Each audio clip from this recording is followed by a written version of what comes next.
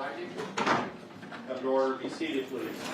Okay, you can bring the panel in. We can put the witness back on the stand and you can bring the panel in.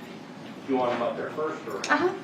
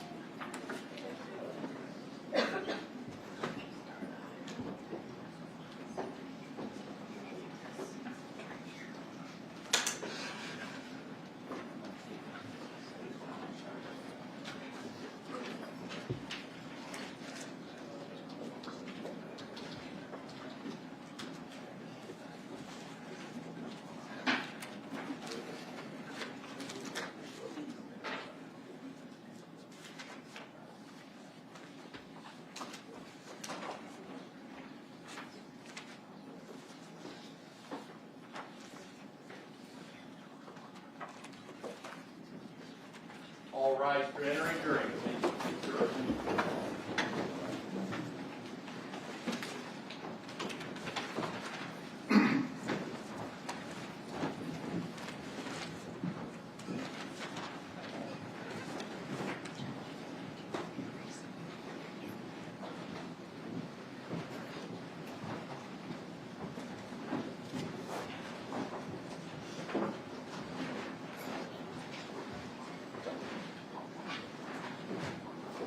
Does the state stipulate to the presence of the jury panel? Yes, Your Honor. And the defense? Yes, Your Honor. Thank you, Lauren. Please be Will you seated. please remain standing, raise your right hand so we're connected with Mr. Leo? You do solemnly swear the testimony you're about to give in this action shall be the truth, the whole truth, and nothing but the truth, so help you God? I do. You may be seated. Thank you. Please state and spell your first and last name for the record. Robert Tejas. First name is Robert, R-O-B-E-R-T. Last name is Tejas, T-E-L-L-E-S. Okay, you may continue. Thank you, Your Honor. And again, with respect to Compass Realty's motives, I wanted to show you a probate court video. I'd like to see if we could share that. This is going to be D3, and it's not been admitted yet. You objected, Your Honor, on this matter. Obviously, you're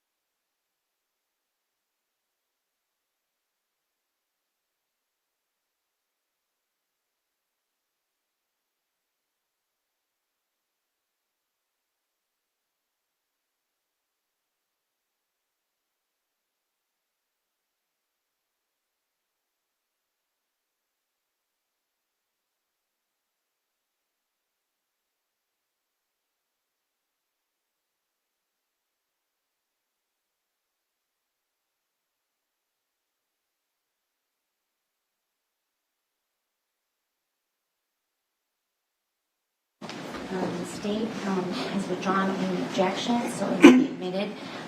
It will go back with the jury panel. However, I'm not going to allow you to publish. Okay. So when you do go back, if you could please review that video. I would like to ask if, getting back to where we were yesterday, if I could ask that we please share, well, first of all, I'd like to share a picture of the killer's pants. I believe it is a zoomed in version of one of the videos that was provided by the state.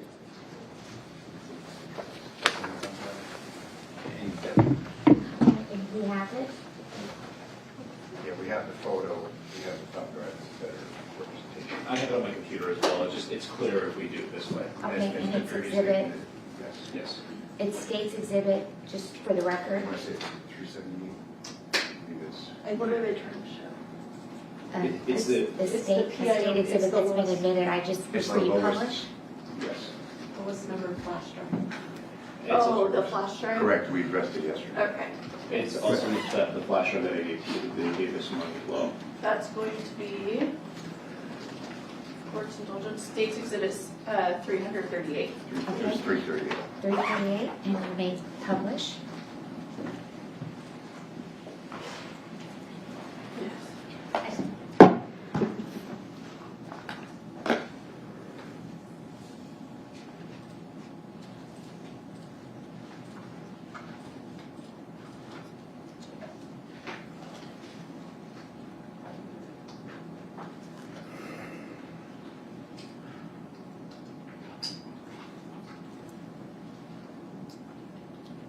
Chris.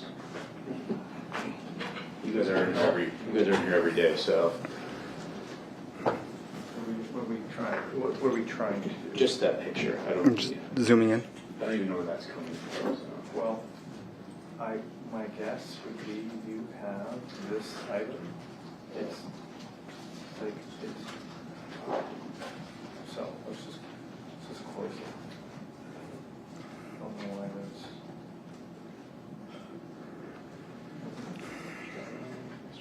Yeah. There we go. Thanks, Shannon. You're welcome. If I may, I'd like to publish Exhibit A.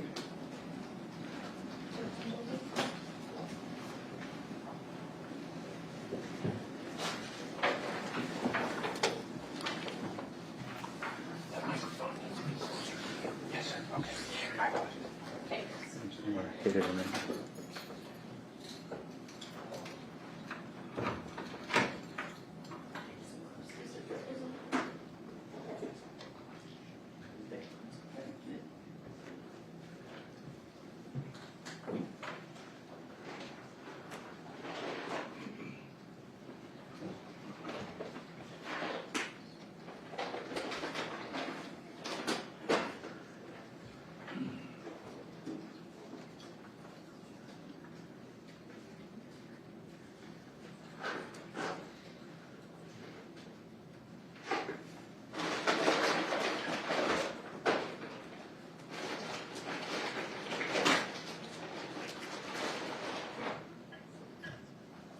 She's gonna stand up here. Sure.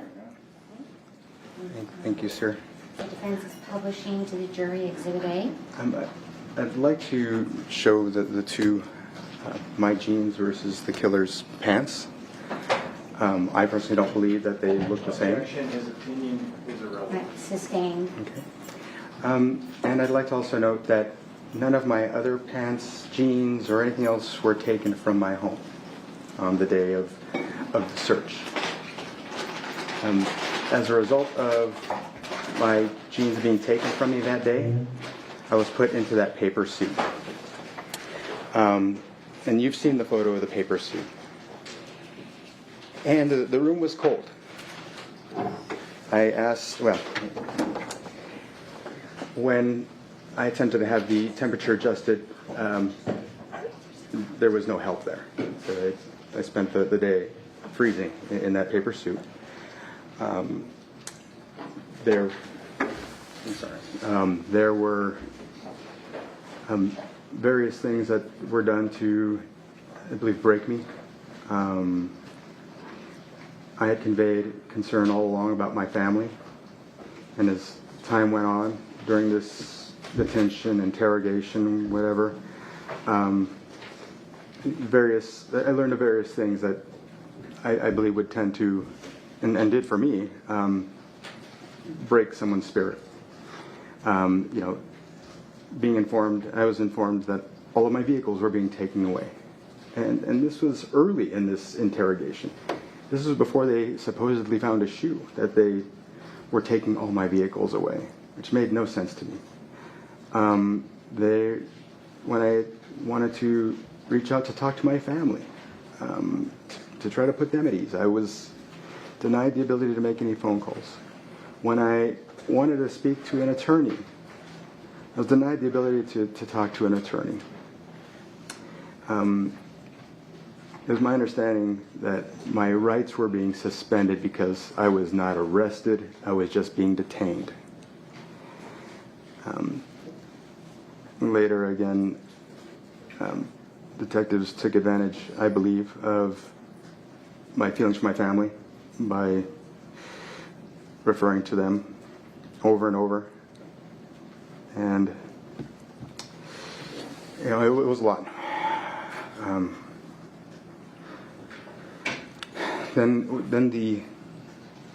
Then all had finished. They were finished with the search,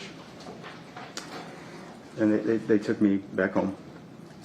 And the media was outside my house, and somebody followed me all the way to my garage door with a microphone in hand. I don't know if I'd say chasing me per se, but she was walking pretty briskly all the way up to my house. And while that was, I'm sure, her right, I wasn't. It didn't help the situation. To know that the media had been tipped off and they were swarming around the house. Then I walked into the house, and what I saw hit me even harder. I'd like to share the photos of my house after Metro finished their search. I think it's A2 to maybe S2.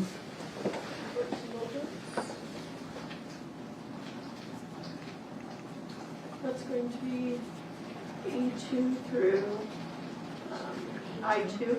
Yes, A2 through I2.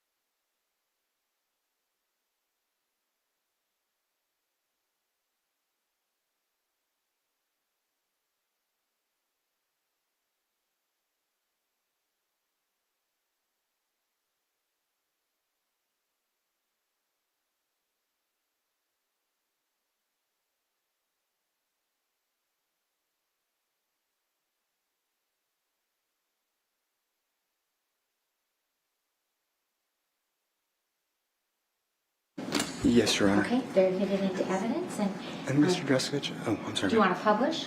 I would, if you wouldn't mind, could you take maybe 10 seconds of photo and flip them for me? Okay. Thank you, sir. Do you want to see the photos? Is that what you're asking? Well, I guess maybe, but when we publish them, if you could publish them for about 10 seconds apiece. And then what I'm concerned about publishing are the photos of the inside of my home They are. and what, okay. Yes. So, thank you, sir. This is A2. So this is what I walked into in my house starting. This is A2, A1.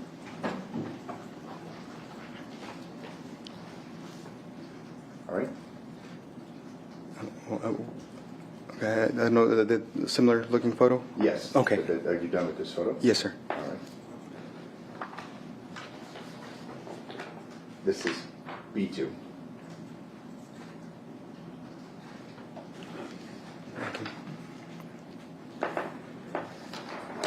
And coincidentally, I was led to believe that they were not going to make a mess of my house. This is C2.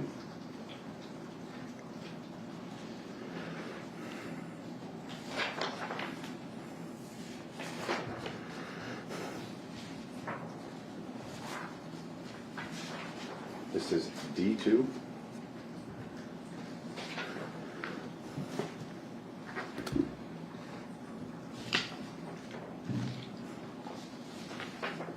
This is E2.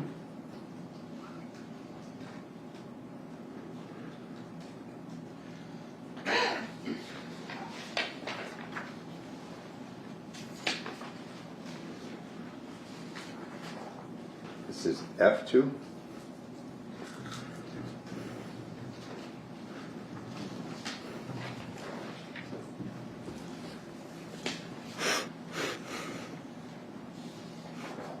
This is G2.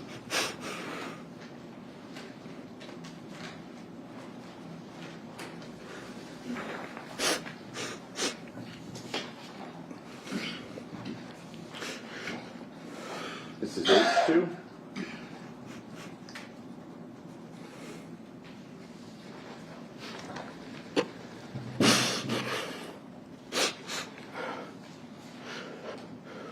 This is I2.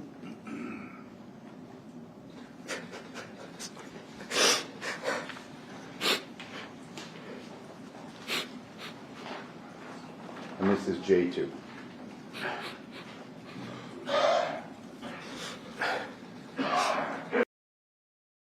Sitting on the floor in our bedroom in the middle of this mess. And so this for me was, the thing that just broke me. I'm sorry. I knew I didn't do this thing, and yet the police claimed to have this evidence. They did what they did to me. And I have a $1 million life insurance policy. I didn't want my family to have to go through more torture. And so I don't know what I was thinking, but I thought, you know what, if I can avoid the pain that they're going to suffer during this whole circus, then some money into their hands to make up for me not being there, then maybe this is the thing to do. But it was, for me, never, I'm not guilty. I didn't kill Mr. Gurman. But as you can see, I attempted suicide. And SWAT came in and pulled me out and put me into that ambulance. Detective Jappy came into the ambulance, and when he came to the ambulance, he came in to extract a confession from me.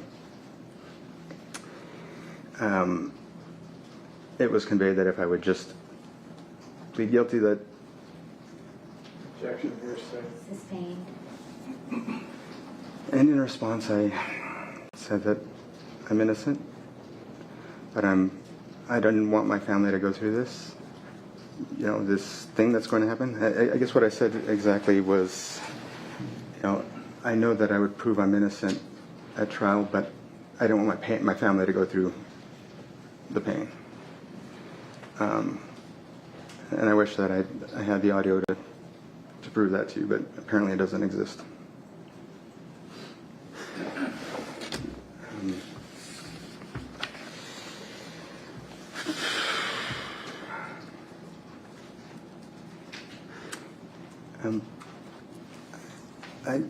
I'm not certain how we ended up leading off with Mr. Gurman's, I guess the response to Mr. Gurman's request for the messages between me and Roberta, the emails and the Microsoft Teams.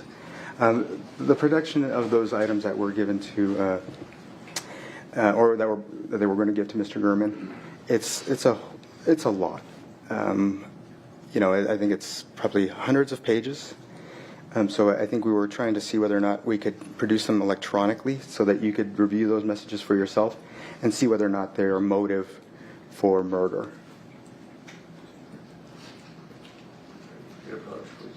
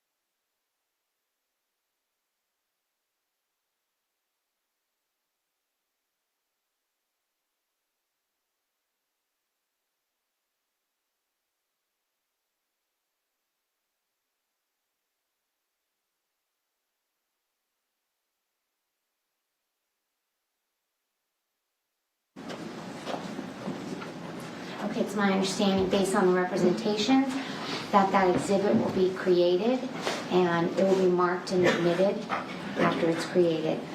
The state's going to put all those, I guess, communications onto a drive, and it will be admitted. Thank you. Well, and it's my understanding they already produced that item. I don't know if we can make sure that what they're producing is. It will be provided to you shortly. Oh, yeah, absolutely. You'll be able to review it. I would like to now share a photo of my Yukon that was taken at the police impound in their garage. It's 02.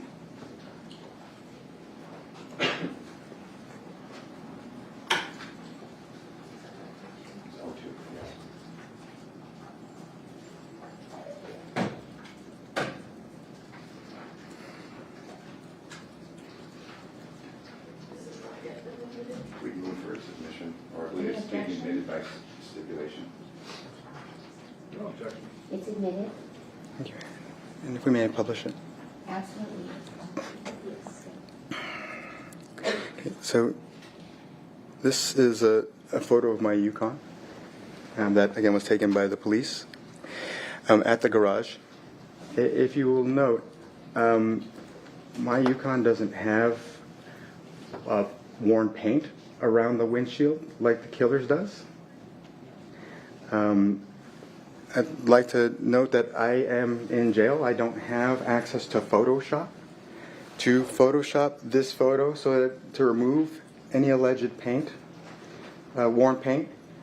I don't also have Photoshop to modify the picture that Mr. Mogg took that shows allegedly that there was worn paint on my car. I'll also note for you, just because you know the way that courts work and building records, that the doors on my car do lock and unlock. They do open. They do work. If someone were to open my car door, the visor, it works. It flips up. It flips down. So at any point, at any time, anyone could have opened the car door, flipped up my visor, flipped it down, even just prior to Mr. Mogg taking his photos. And so that's what I've got for that photo. Thank you very much.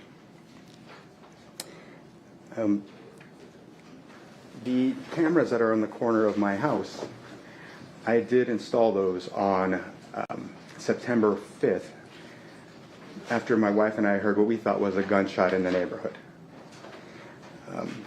If, you know, and I think that it'd be pretty easy to, you know, well, I know that I said that to Detective Gaddis in my interview, and also it was previously discussed that those cameras were not there during the surveillance on the 1st. So Mr. Mogg would not have found videos for the 2nd, for the 3rd, for the 4th. Personally, I believe that when there's no videos for all those days, I'm not sure how it could be so.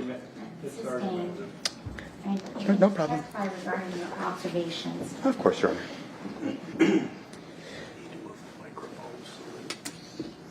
Like that, sir? Is that okay? Okay, thank you. And so, I believe both, well, I mean, I can't tell you what other people testified to, but I will say that that day, on September 2nd, at 8:50 a.m., I did make a text message from my house. And I did not leave my house. And I'm just going to hit this one point really quickly. Through 9:10 a.m. at the very earliest. Okay. As I testify later, it was much later that I left my home, but again, that's, I believe, an important point. So, 8:50 sent a text message. 9:10 I was still home.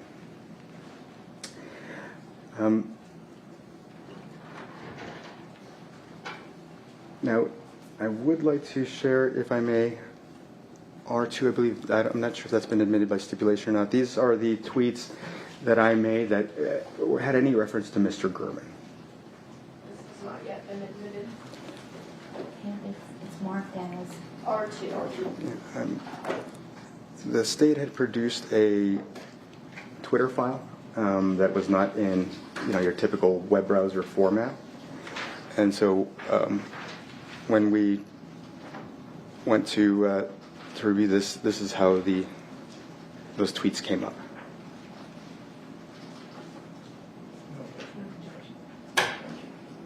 any objection? No objection. It's admitted, and you may publish. Here, let's.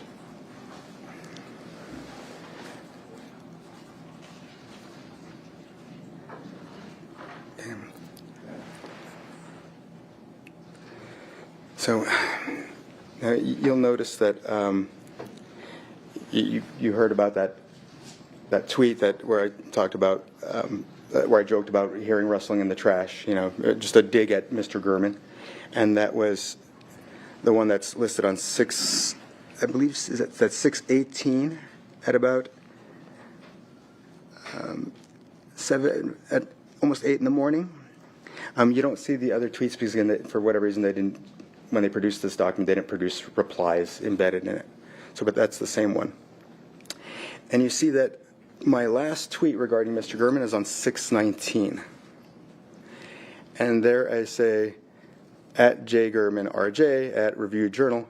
Actually, it wasn't lashing out so much as making sure that you finish the story about the website and maybe poking a little fun. A winky face emoji. I had created, and you'll see that, as has already been admitted, I created this portion of my campaign website that talked about the stuff that was different things that I disputed. And so I wanted to draw attention to that, so that's why I goaded Mr. Gurman into that a little bit. At the same time, it was actually June 16th, I had sent a text message to a friend who had reached out to me about, because he just wanted to check in on me. And on the 16th, I conveyed to him that it's all good. I'm not actually mad at it. At this point, I was over it. I'm happy to move on. And I said, although, Gurman says he's going to do a third article, one about the website. I don't give a damn. LOL. I don't know if that's something that we can, thank you, sir, that we can admit, this text message.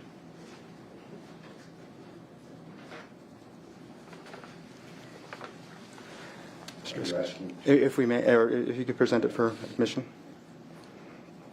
What is this? This is what is it that he wishes To offer. to offer. We can make this as a proposal to it. Yes. This is going to be J3. Thank you.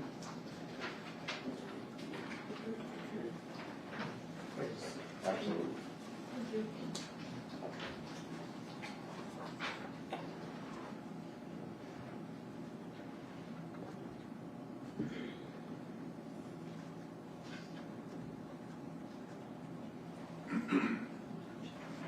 No objection. There being no objection, it's admitted, and Thank you may you. publish.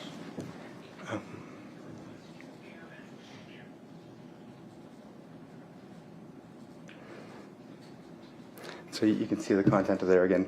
3 days before I sent that last tweet. So again, there were never any messages where I would threaten Mr. Gurman. I'm certain that if there were, they would have been produced. Thank you, sir.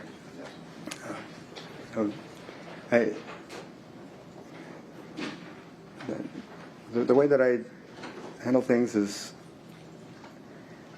I figure out ways to do things legally, and I'll discuss that in a little bit as to what I was planning.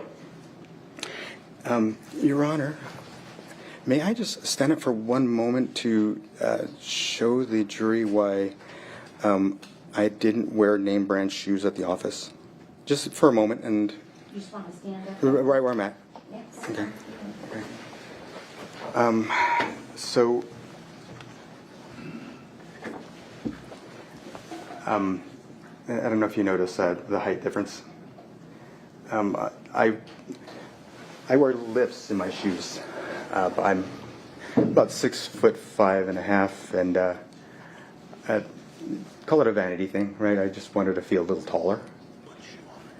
And so, if I may just demonstrate why this is important. So, these shoes that have built-in lifts, they're designed in a certain way where they don't slip off a person's foot when you're wearing them, right? You can see how this is so elongated because there's a lift in here, right? So you can't put, it's not, from when I've tried, I could not put a lift in a name brand shoe because that shoe would slip right off. There's not enough of the back of this, once that lift's in there, in order to grab a hold of your foot. So essentially, I'd be kicking my shoes off every time I walk. So, I never wore, again, any type of name brand shoe at the office, and I think that's something that'll likely be discussed at closing, and how that's relevant. Which, of course, brings me to the shoes in the house. I did not cut up a shoe and hide it under my couch. I did not cut up a hat and put it in an open door of my toolbox. I did not kill Mr. Gurman, so I did not take a bag with my children's basketball and football out of the bin and use it during the commission of a murder.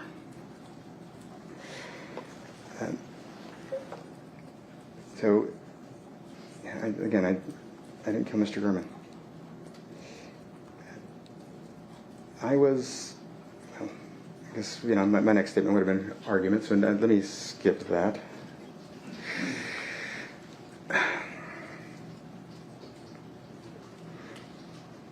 And I think my attorney has already kind of discussed with you the deletion of this body cam video. I guess next I just want to share, I'm going to try to share some thoughts with you about the killer. It was strange to me that the killer... Objection, proper opinion.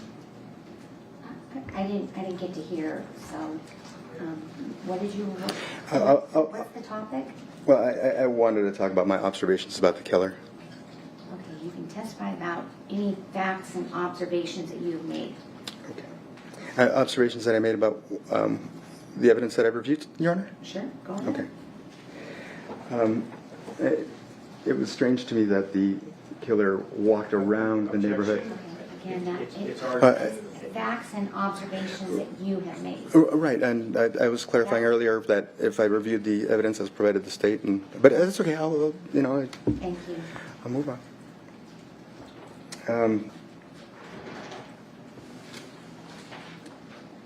So I did not.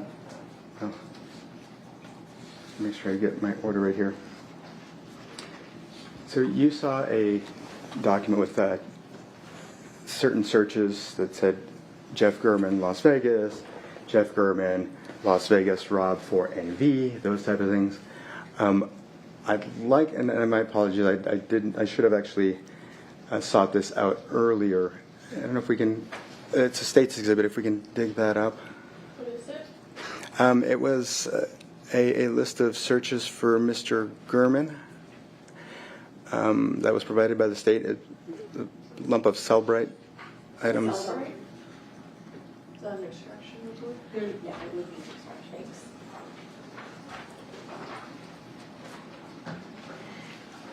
If you can have permission, help me pick which one you want.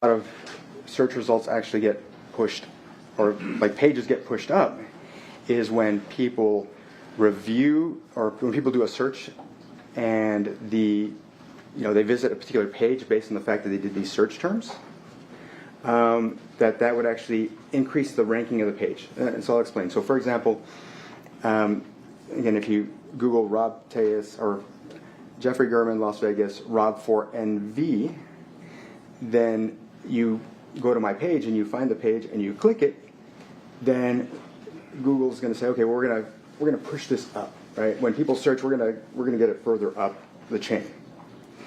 And so when I was doing these searches, you'll see, sir, is it? I may approach. You may. Yes. Exhibit. State's Exhibit 356.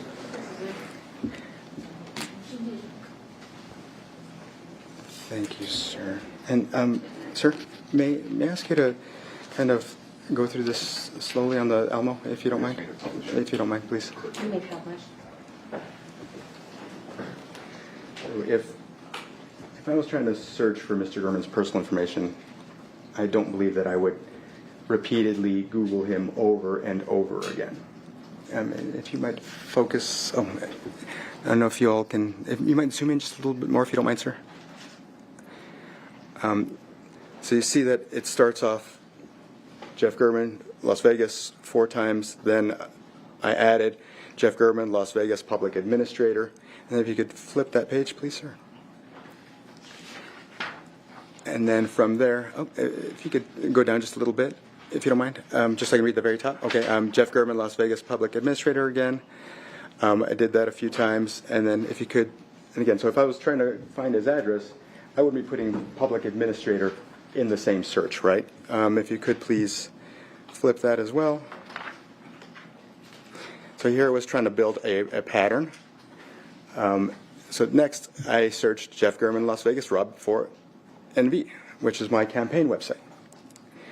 Right, so later as I continued to research, I found out that the only thing it was going to do is bump the search result up on my own browser. But thank you, sir. So I ended up finding that there were paid services where you give them a credit card number and a certain amount of money to spend, and they have either one of 2 ways of doing it. They either have people in some other part of the country or the world manually typing in these search terms, from different spots to, and I guess it's I don't know if you'd call it cheating to have somebody artificially pushing your website up, but I felt like with what Rita Reed had done, that if she was going to lie, that it was fair game for me to try to push my website up so that people could read the truth, right? So that was the purpose of those searches. But I never searched for Mr. German's address, and yeah, I would think that if I had, you would see a landing page of some sort that actually showed I searched for his address. So when I saw these supposed searches where I supposedly looked for his car, you got to have a man's address when you're putting it into, at least from what they showed, that supposedly they found the car by way of his address. I didn't know his address. So, and again, and I think if you would have seen some landing page showing that I knew it, I didn't know his address. Never been to his house. Didn't do a Google Maps search of him. And when it came to these photos that are supposedly surveillance, I don't know why anyone would do that. Sit there and take 100 photos of different cars. I don't even understand what the purpose of that is. It's my understanding that surveillance means you go tail a person, not sit there and snap off a bunch of pictures. And then there were these other items that the state had introduced, photos of articles, like screenshots of articles, screenshots of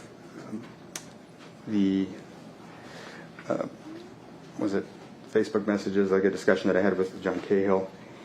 And those are items that I was actually collecting for a lawsuit. And did you all bring a copy of that lawsuit? the lawsuit draft. Rick, may I?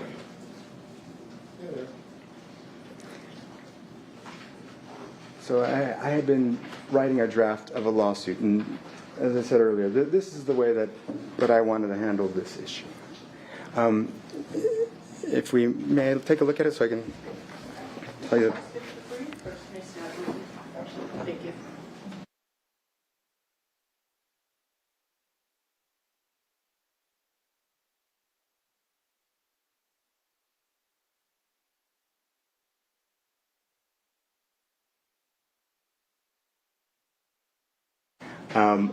I couldn't sue my employees because that would just look bad.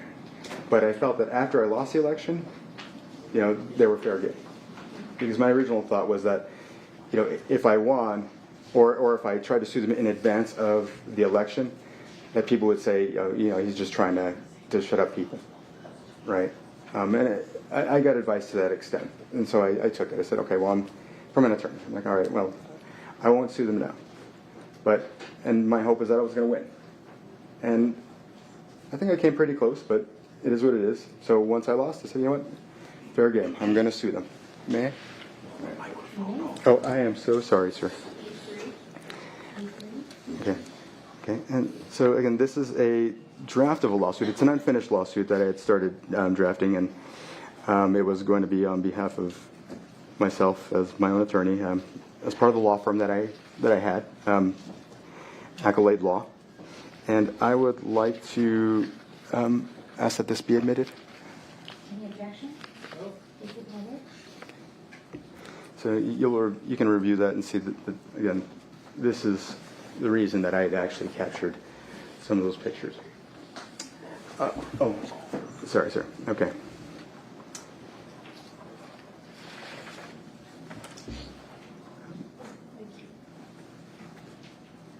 Now,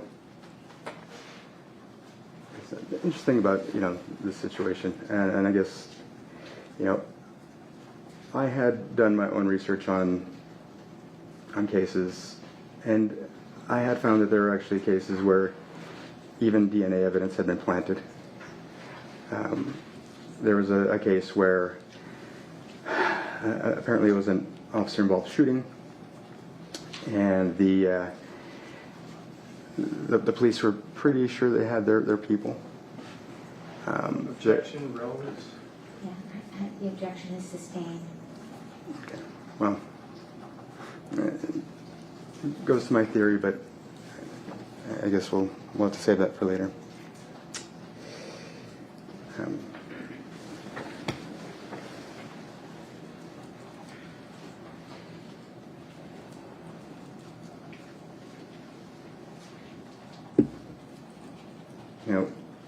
That day, September 2nd of 2022, as I mentioned earlier, I sent a text message, hung around home, had no watching TV or working. Somewhere probably around 10-ish, I went for a walk. Came back home, and then got ready and went off to the gym. And if I could republish T2.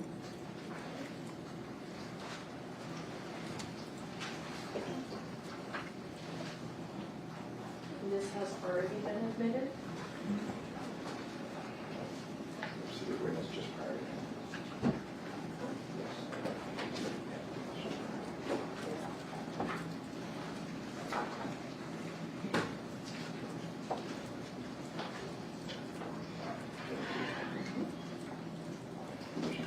Absolutely, sure. Thank you, sir. If you could please turn to the appropriate page.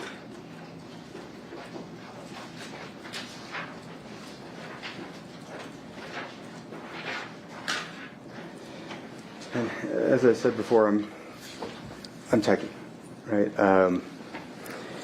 You see that my actual login, after you consider everything I do, to get ready to go to the gym, when they were ready to scan my phone, it was at 12:09. And I say it was my phone because, again, because I'm a techie person, the tag that was on my keychain, I abandoned it long ago. You know, so that was from my phone. May I next republish, I believe it's States Exhibit 374 regarding text messages I received that day.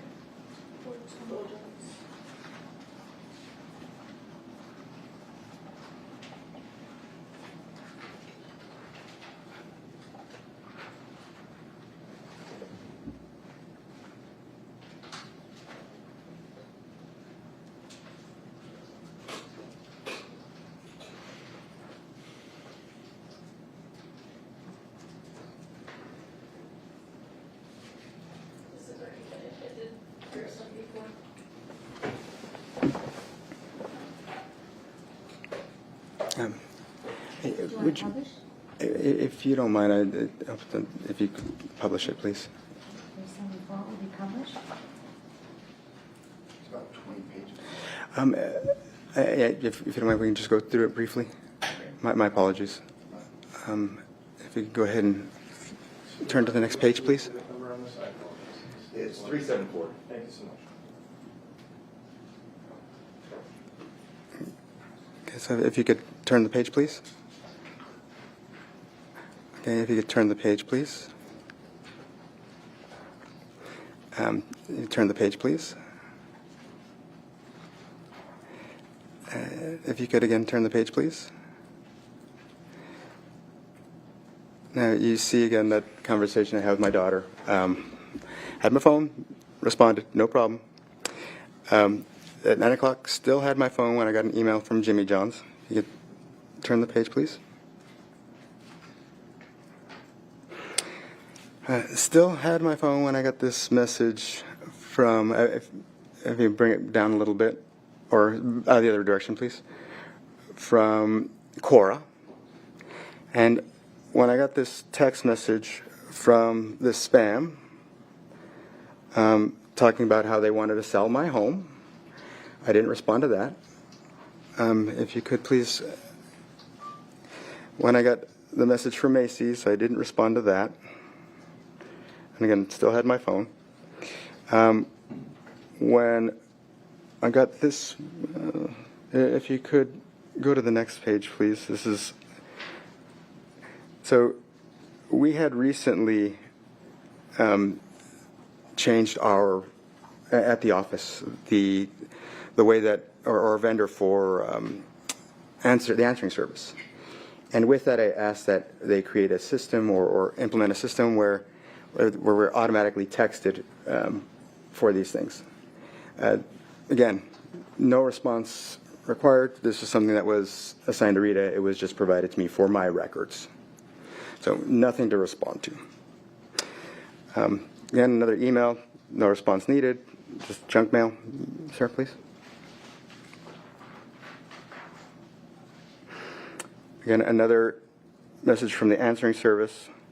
Then at 10:36, I got a message from my wife with a picture of my daughter. And then if you can go up, my wife called about 10:43. I'd been out for a walk. I was just about to come in anyway, so I didn't respond. You'll notice that she did not call me again. She did not text me again. That's because I said, honey, I'm home. So can we go to the next page? Again, another junk mail. Then a phone call from Reputation Defender, junk. I don't feel the need to pick up the phone from everybody who's calling. And then another email, again, automated email. If you could change the page, please. Again, calendar invitation, junk mail, calendar invitation. And you'll notice by this time it's already 12:53 when we're at number 32. So I already have myself at the gym, right? So it's not like, I've got to answer any of these things, right? And then I was done at the gym. I want to say I typically take about an hour there. And so It was, I don't know why I would have missed this call if I was in the shower or whatever. This would have been from the vendor for my daughter's diabetes supplies. So they left a message. And if you scroll down, it looks like they left a message about a sensor for my daughter. I forget.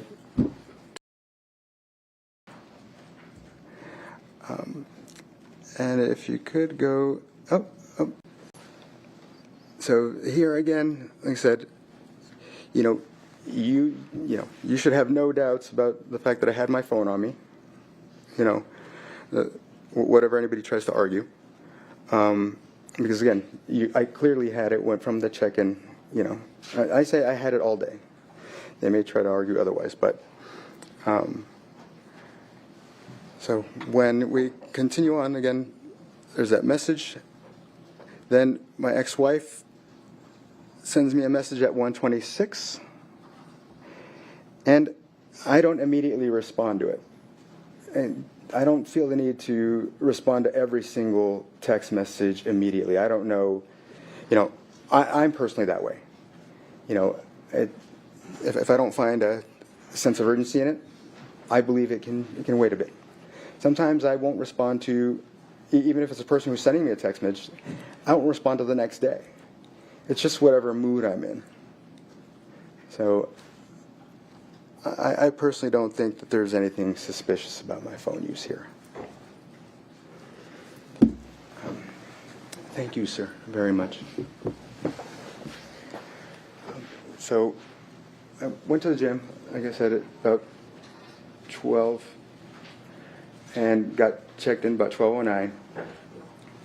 Did my workout. Went home.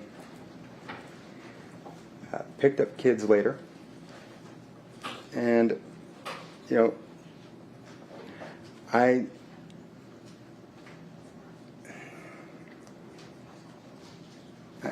can't imagine the kind of person that would. Objection. Sustained. So I personally can't imagine myself to be the kind of person. Sustained. I am not the kind of person who would stab someone. The objection was sustained. Okay. So I've never beat anybody up. I've never killed anybody.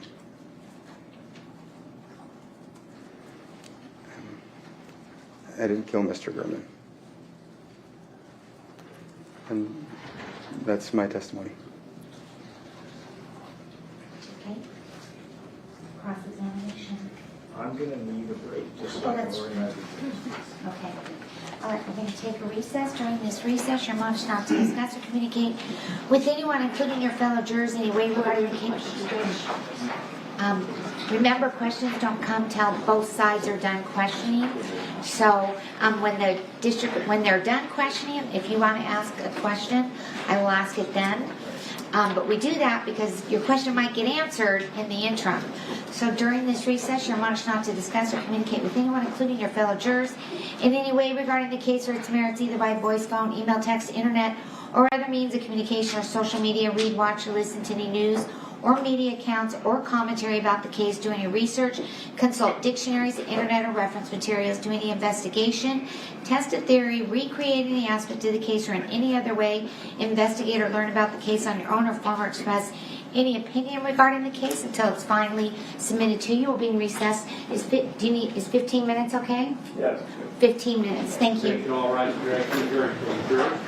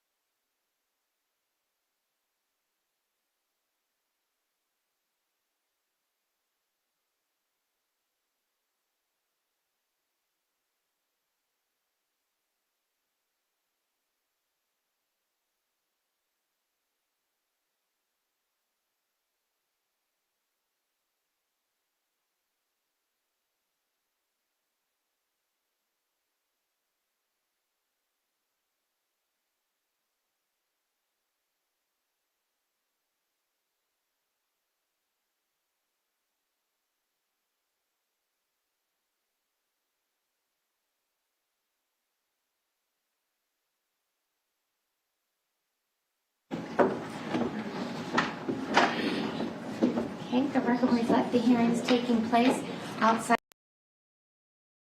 Is there an issue? Yes, there's a question as to what doors perhaps were open in reference to communications between Mr. Tellis and Roberta. There's been a production made, we've had certain communications produced. We need to go through those. I think there's going to be a dispute as to what the scope, what's to be turned over, what's not, if there's been a privilege that's been previously asserted or not, if there's been any waiver. I think that's something we're not going to get done until after lunch. We're going through Okay, them. but can we start and then that issue can, I would prefer to know we can just lay it out pretty easily. Mr. Tellis got up here and it wanted all of the team's messages Yeah. admitted into evidence. So that would be our request. There has been a production that we have, that the defense has, of team's messages. We provided those messages. Sounds like the defense's concern is maybe there's another production of team's messages because, I mean, the long and the short of it is some of the team's messages contains information that I think Mr. Tellis finds fairly damaging. And so he wanted them in. We agreed, fine, let's let them in. And now there's an issue of, well, I don't necessarily, I don't know that those are all of the messages. So what we're trying to nail down is the information. I mean, they have these have been produced. I can see in our files, these have been produced. I don't exactly know what he is looking at. I know the nature of the emails, the nature of the team's messages that are the source of consternation for Mr. Tellis has nothing to do with an attorney-client privilege. It has nothing to do with, something that would be privileged to the public administration's office. It just deals with something else. So. what's the privilege? Again, too, it could go into we need to see what privilege was previously asserted or not. It's the state's argument, and I understand their argument. They're saying that Mr. Tellis, by his request, opened the door. As we addressed yesterday, Mr. Tellis is testifying in a narrative sense. We put the court on notice. The court had allowed that to occur. Sure. My concern is we would like to pull up on the jabs or otherwise what specific request he had made. There may have been a misunderstanding on the part of the state what it was that he was asking to have admitted. We want the break to go through that because it's the scope of what his request was. Obviously, it wasn't in response to a question or request that I had made. It was that made by Mr. Tellis. But again, I'd like to see that on the video, which we'll be able to address over the lunch break, because I think it's concerning a scope of the production. Well, what do you think it was, Mr. Draskowitz? I mean, because it appeared to me as though, just a minute, it appeared to me as though he was requesting the witness that came and testified and talked about that production that was about to happen, I don't know, at the first part of September. I mean, that appeared to be what he was asking the state to put on a disc and produce. Yeah. So what I was requesting to be produced is actually what was produced to me. Okay. In support of what was going to produce to Mr. Gurman. And so, Right. and so any and all, messages of any personal nature, in the review of the documents that I saw, and anything personal, like, talked about perhaps going to the mall or whatever, that was already removed by the time I viewed it. So when Mr. Hammer's coming here with these messages, that was pre-trimmed. So I believe he's going to say that, look, this is why Mr. Tejas decided he was going to be angry, but that's not true, because the version that I saw had already trimmed out all these personal messages. So it's misleading the jury about what Roberta What testified do you to. mean trimmed out? You So mean by the basically, county? yeah, Clark County has a policy where they run it through various personnel, because their policy is to only produce business records. Okay. No matter what, they do not allow for the production in public records requests for messages of anything of a personal nature. And so, again, I believe it's in bad faith that Mr. Hamner is trying to show the original production and not what I personally saw. Because what I saw had nothing that referenced the mall or anything like that. And, and if Ms. Kennett, Lee Kennett, had any such concern, she would have said the same thing. She would have said, well, yeah, I had a concern with this. But clearly, she saw the same message as I did. we saw no concern because personal messages had already been stripped out.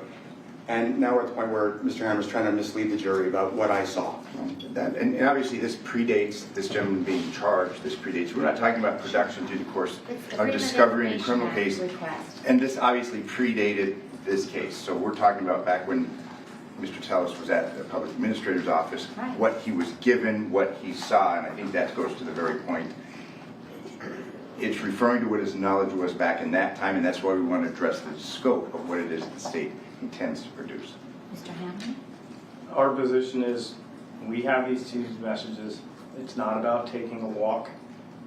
Look, we'll call it out for what it is. I mean, it is, they are romantic messages between those two. Okay? I mean, that's the reality of it. That's what's in the team's messages. I have team's messages here that contain that. They may be right. Maybe there is another version of this, but the team's message that we have, that we've produced to them, contain this information. Mr. Tellis got on the stand, and when he told this jury, he was like, oh, I looked at those team's messages, and like, I didn't have any issues with it. I'd like them all admitted. He did not put them together on a USB drive or anything, right? They did not come here and say, and here they are. They didn't produce them to us for us to review to see if there was any sort of discrepancy. I said, we have the team's messages, we can add them, and now they're reviewing. And that's fine, like if we want to get clarity on this, but clearly it changes the tenor of everything, right? And listen, if he looks at the jury and says, oh, you know, I was totally fine with those messages, and let's say they missed them. What if they read them and they missed the couple of instances where they were telling each other how they felt about each other? You know what I mean? Like, then that's a misstep on his part. Now listen, if it wasn't produced, and there's some county law that's out there that doesn't allow that, but if we think about what the FOIA request, which we actually have here from Mr. Garman, which has been admitted, which was, we want all teams messages to tell us, and all of his articles, when raising her, has to do with the inappropriate affair. It seems to me that absent, you know, some attorney-client, for some applicable privilege, it is beyond me how that would somehow be pulled out. And again, Didn't the request ask for communication between All those communications. two? He wanted personal text messages. He wanted Teams messages. He wanted emails. And he said from January of 2022 till this request is filled. And these messages appear in February and March and roughly around there. I don't know it all off the top of my head. I mean, I have excerpts of them. I have a paper version of excerpts of them as well, if the court would like to look at it. But I don't have any objection with trying to get to the bottom of, you know, did DA Civil really claw back, you know, the romantic messages?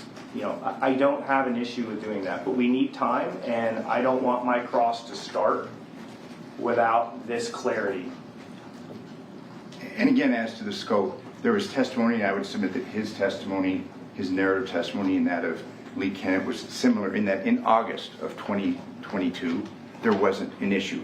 Apparently, both he had seen what was going to be turned over to Mr. Garman, and she did too, and there were no concerns. So my concern is what the state is attempting to present to the jury is outside of the scope of what my client's knowledge was at that point in time.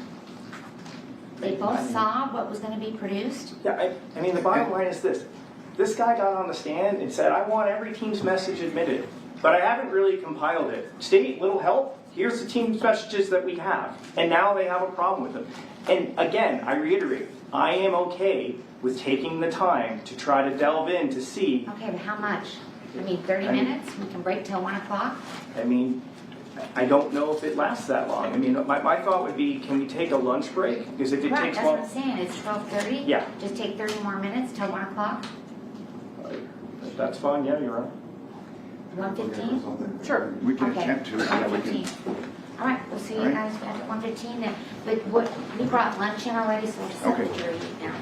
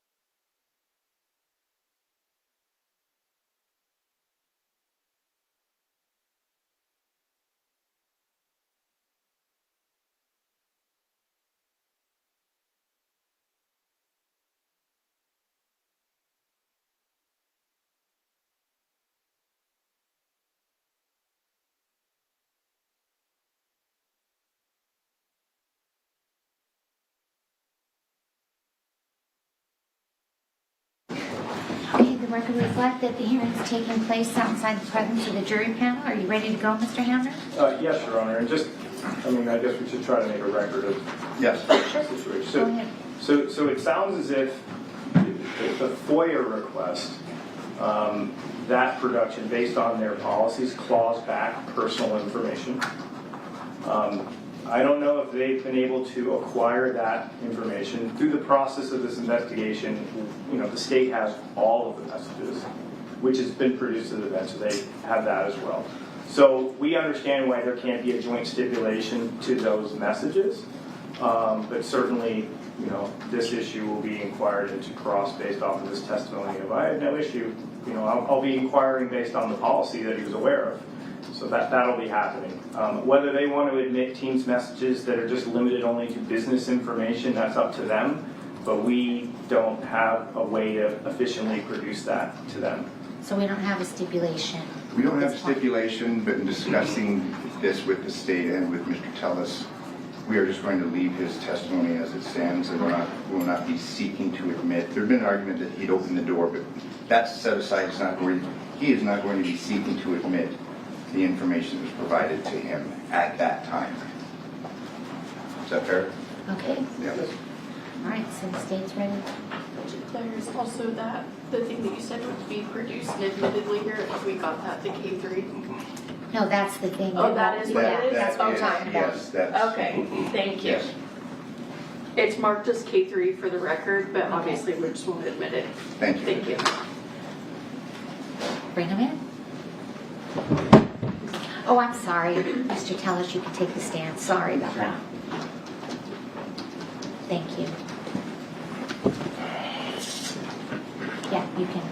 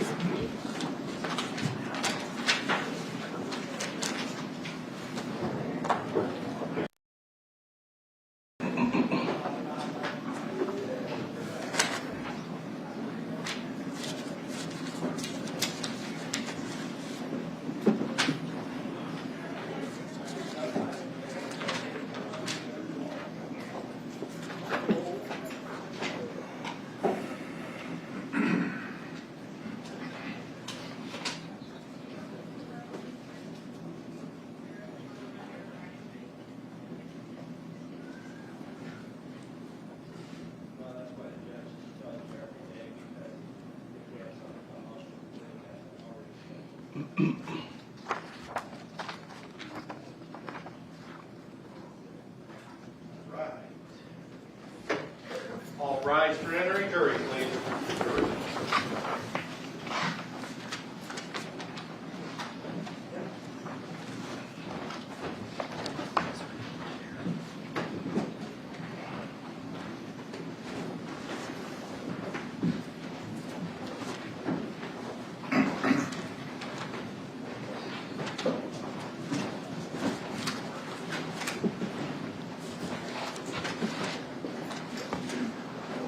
Thank you, everyone. Please be seated. Does the state stipulate to the presence of the panel? Yes. And Mr. Yes. Harper? Okay, you may begin your cross-examination. Thank you. Good afternoon, sir. Sir. And it's Mr. Tejas, is that correct? Yes, sir. Okay. I want to start first with see if we can agree on a couple of things, okay? I was listening to your testimony. I'm going to publish States 311. I was listening to your testimony, and if I heard you correctly, many times during your direct you stated that this is the killer of Mr. Gammon, correct? I didn't necessarily, but I'm sure it is. I mean, if I heard you correctly, you kept saying, looking at the killer, this guy. I know you're not saying that's me, but you don't doubt that whoever that is killed Mr. Gammon. That would be fair, right? Yes. Okay.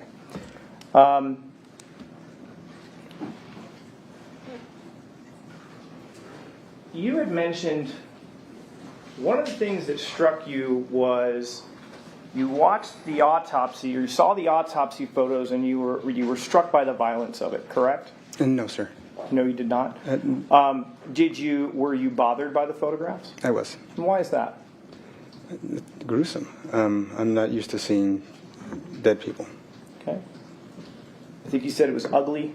Is that correct? I may have. All right. And you had told this jury that you felt like it looked like someone who knew what they were doing. Is that right? Yes, sir. You believe this was a professional hit? And that's what I believe. Okay. And you believe this killer is kind of almost like someone hired to do this job, like an assassin, essentially, right? That is what I believe, yes, sir. All right. Now I want to take a look at this picture for a second.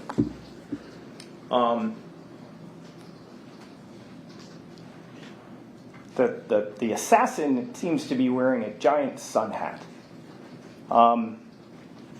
It's a pretty big hat, right? Yes, sir. It's fairly noticeable, right? Mm-hmm.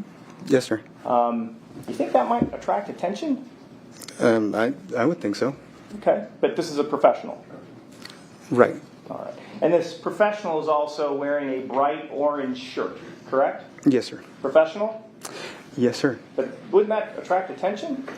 I think that's part of the reason, actually. If I could elaborate. No. You believe that professional assassins want to draw attention to themselves when they're carrying out murder. That's your testimony? When they're framing someone, yes, sir. So the answer to my question is yes. You believe professional assassins like to draw attention to themselves. It depends on what the nature of their goal is, and if it's to frame someone, yes, sir. So the answer to my question is yes. Yes, absolutely. Okay. Your professional assassin is wearing a big saddlebag, right? It's a big bag. Right. He's wearing Nikes, correct? Correct? Not generic shoes, Nikes, isn't that right? Right. Okay. Gray Nikes, is that right? Correct. All right. Let's cue over to the overhead, if we could, or to the computer, if we could. All right. I'm playing the PIO video from Exhibit 338. So this is your assassin walking in the middle of the day, correct? My assassin? All right, this is the assassin, the killer, correct? Yes, sir. All right. Seems to have a little bit of a hitch in his getup. Yes. I don't know. I guess it's an opinion. And you don't disagree that's from, you've seen all the footage. That's the killer's car, right? Yes, sir. It's a maroon Denali. Am I right? Yes, sir. You own a maroon Denali, isn't that correct? I do, sir. Yes, sir. Let me at least get to. Let's look at it for a second. So there's no doubt that the killer took a maroon Yukon Denali to Garriman's house to perform, as you have explained to us, to be some sort of professional hit. Yes, sir. Okay. So I'd like to publish the PowerPoint, if we could.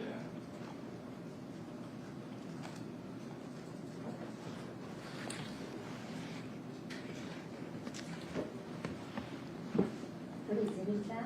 It's still from Exhibit 338, Your Honor. But it is the PowerPoint video. And I want to turn our attention to slide number 72. This is after Mr. Garriman has been killed, but if we watch this footage, isn't it true that we see the killer come back to the scene? Yes.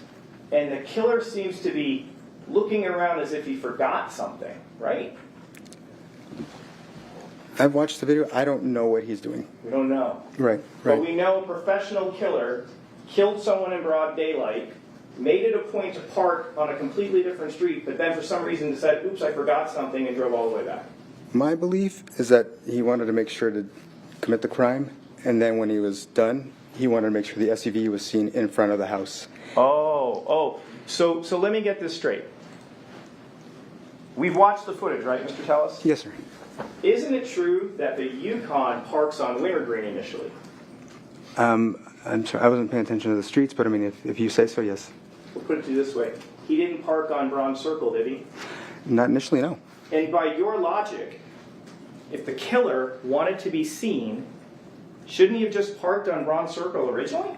Well, I would have thought that, if he wanted to make sure he got the job done first, that he would not have actually parked the SUV in front to begin with. Oh, so that's my belief, because, Okay. again, that isn't me. So you have a killer who goes all the way out of his way to park on a completely different street, walks the whole length, does the killing, drives out of the complex, and then makes a U-turn, comes all the way back into the complex, pulls up, gets out, looks around for something, and you believe that's all part of the assassin's plan? And again, I don't know what he's doing in that video. No, I'm just using your words, no, your thought process. absolutely. You believe that was all part of the plan?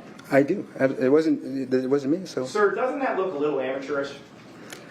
I would like to think that I wouldn't use my own car if I was actually the person who did this. Well, doesn't it look a little amateurish to take the steps to park on the side of the street, then you forget what you dropped, probably your murder weapon, who knows, wear this goofy sun hat, a bright orange shirt. I mean, you really think that looks like a professional killer?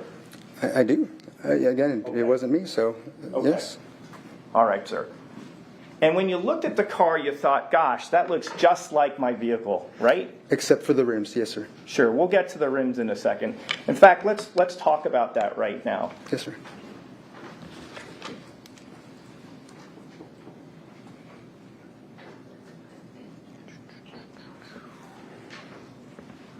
Let's go to slide 41.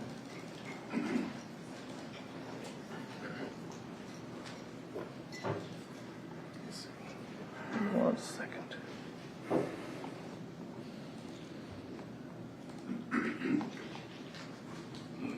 Slide 40.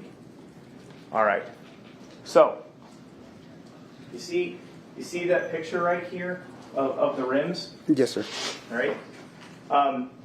Sir, do you see, if we're talking like clock positions, 12 o'clock, 1 o'clock, you know what I'm talking about, if I'm referring to that? 12 o'clock is north. Yes. So 12 o'clock is Or up. totally to the top, and then you've got 6 o'clock is to the bottom. Is that correct? Yes, sir. So look at this bottom right-hand picture. Isn't it true that when you look at the front wheel, the spokes on this wheel are not all the same size, correct? Right. They alternate in thickness, Correct. Correct. At the 12 o'clock position, it's a narrow spoke, right? Yes, sir. And then the next two on either side of it widen out. Isn't that right? Yes, sir. And in the 6 o'clock position, that's a fat, wide spoke. Isn't that correct? Yes, sir. And it's surrounded by two narrow spokes. Isn't that correct? Yes, sir. Okay. And it totals 1, 2, 3, 4, 5, 6. 6 different spokes. Isn't that right? Yes, sir. And just to be clear, whenever you look at one spoke, let's say the 12 o'clock position, when you look at the opposite position, it's the thicker one, right? Yes, sir. And so if you look at a smaller one, if you look the opposite direction, it's going to be thicker, correct? Yes, sir. And when we look at the picture of this widened spoke on the killer's car, you see that on this wheel, on the front, and you see it on the back wheel. Isn't that right? Yes, sir. Okay.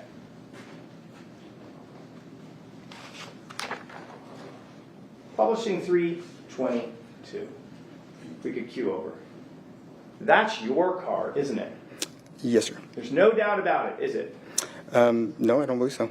That is the car that you don't normally drive, isn't that right? Because you drive a BMW. Right. I drive it occasionally to make sure that the battery doesn't die. Right. Let's look at your wheels. Because your testimony was, my rims are different. Let's look, no, sir, no question pending. Let's look at the front tire. You see the front tire? Yes, sir. The one closest to the 12 o'clock position is thick, am I correct? Yes, sir. The one directly opposite that, closest to the 6 o'clock position, is narrow, isn't that right? Yes, sir. Just like the car in the video, isn't that correct? It has the same type of rims, yes. It does. But that's not what you just told that jury on direct examination. You said you looked at a tweet from General Bob Custer and you felt, oh gosh, my rim.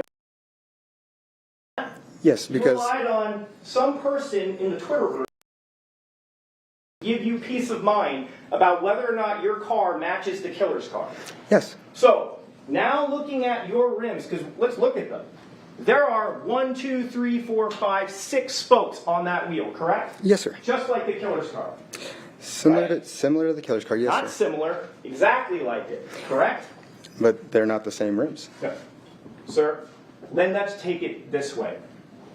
The 12 o'clock position is a fat, wide spoke, correct? Yes, sir. The 6 o'clock position is arrow, correct? Yes, When we looked at the photograph of the killer's car, it had that same pattern, isn't that right? yes, sir. And when we look at the other rims, let's say we're looking at a rim here in about the 1 o'clock position, it's narrow, correct? Yes, sir. And when we look at the opposite, it thickens, correct? Yes, sir. Just like the killer's car in the video, right? Again, similar to the killer's car. Right. And it's the same way on all of your wheels, isn't that right? Right. Okay. Now, if we could cue back over to the PowerPoint presentation. Let's look at these windows. Bottom right-hand corner, sir. The front windows are not tinted, are they? No, sir. But the back ones are, aren't they? Yes, sir. Okay. Let's cue over to your car. Your front windows are not tinted, correct? That is correct, sir. And your back ones are, correct? That is correct, sir. Okay. Coincidence? I don't think so. I think the killer got a car like mine. Okay. So you would agree your car looks exactly like the killer's car? No, sir. No, it doesn't? There's a difference with that paint on the lower left-hand side that Mr. Maga testified about. Okay. Let's talk about other similarities. We've seen footage from the video with the visor down, right? Yes, sir. I mean, I could pull up the slide, but we don't need to because you remember seeing it on the survey, on the videos, right, from the Right. PowerPoint? Absolutely, sir. Okay, publishing 317. And look at that. Your visor's down, correct? Yes, sir. Okay. You're suggesting that your professional hitman in the funny hat knew about your visor as well? I'm saying that Mr. Mogg pulled my visor down. Ah, but you didn't see that, did you, sir? I didn't see him do it, but Right. You didn't see it with your own two eyes, correct? that is correct. You're just telling it out of whole cloth, correct? You're speculating. Isn't that right? I'm speculating just to the extent of who exactly did it, but sure. Right. You don't even know who it was, correct? It could have been another officer, yes. Okay. So now it's not just Officer Mogg that's part of this conspiracy. There's other officers too. How many officers were part of this conspiracy? I don't know. Well, please tell me. How many do you think are involved? I couldn't tell you, sir. So you have no idea, but you think it might be Mogg and another officer, but you just can't come up with a number, Well, correct? Mr. Mogg actually made some false representations about what happened. So yes. Okay. I mean, so Sir, I isn't don't know it- what his motivation would be otherwise. Sir, isn't it possible that in your rush to drive back home, you just didn't even realize that the down visor might even be something of significance? Isn't that possible? No, sir. No. So you believe that it must have been the police, but you never witnessed anything like that happen. I just correct? know that I did not commit the murder, so that could not have been Okay. my car I or my understand you're visor. not taking responsibility, sir, but just to get back to my question, you never saw anyone manipulate your car, correct? I never saw anyone firsthand, no. Thank you. But the visor is down, just like the killer. And Correct. anyone could have removed it at any point in time, The sir. answer to my question is yes. The visor is down, just like the killer's Yukon, correct? Anyone could have moved it at any point. So the answer to my question is yes. At The what- visor is down, just like the killer's car. You're talking about, obviously, at this point in time. Your visor is down in your Yukon, just like the killer's Yukon, correct? Again, without knowing who did it, yes. Thank you.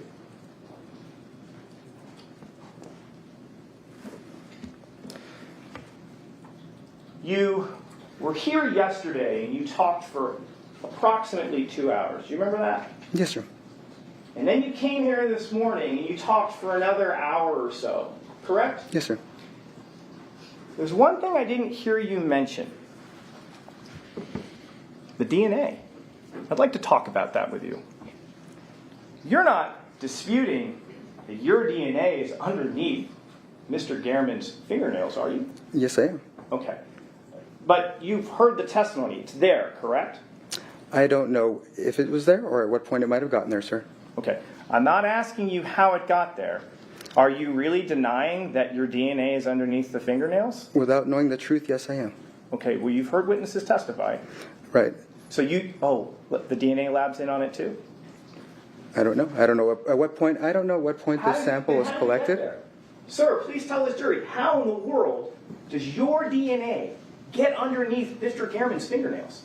I don't know because I did not kill Mr. Gehrman. You have no idea how it could have gotten underneath your fingernails, correct? Under my fingernails? I'm sorry, under his fingernails, correct? I don't know that it ever was, sir. All right. Let's do it another way. You and Mr. Gehrman are not friends, are you? No? Okay? You don't hang out with him ever? Sir, I did not ever hang out with Mr. Gehrman when he was The answer to alive. my question is yes. You didn't hang out with him ever, correct? I did not. He's never invited you over to his house. No, sir. You've never hung out, had drinks at a bar, correct? No, sir. There would be really no opportunity for him ever to put his hands on you in any sort of social situation, correct? Correct, sir. And yet, these two people who are not friends, your DNA just happens to be underneath his fingernails. Correct? No, sir. Okay.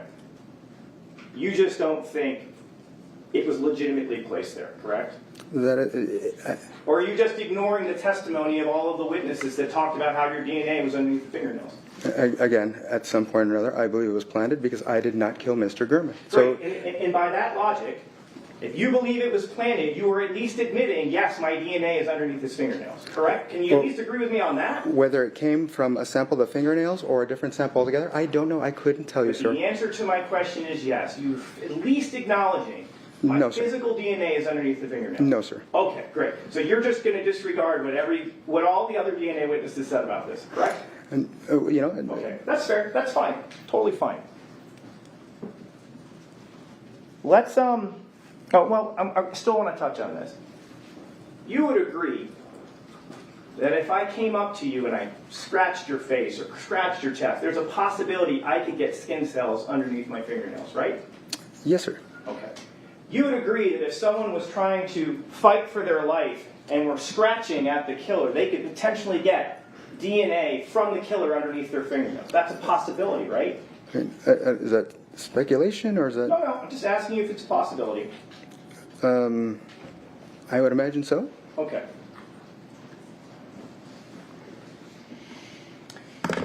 Let's talk about your house for a second.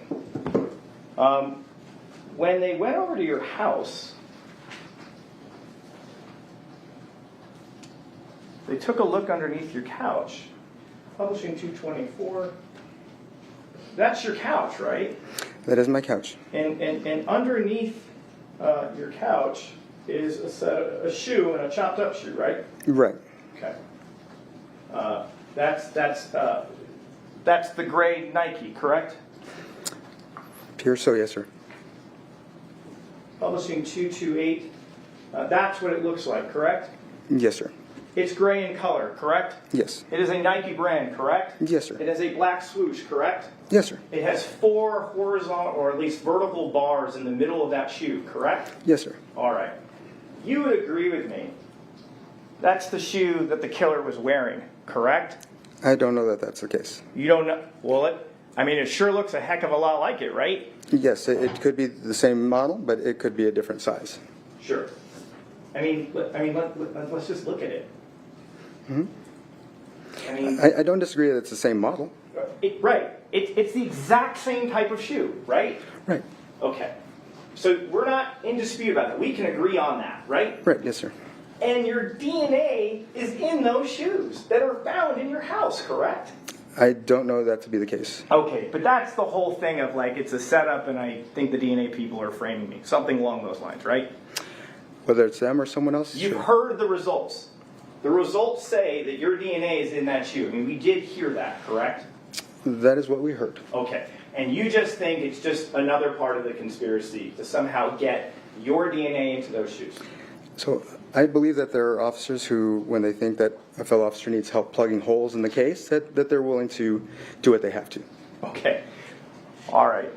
You characterize this case as a case that has holes?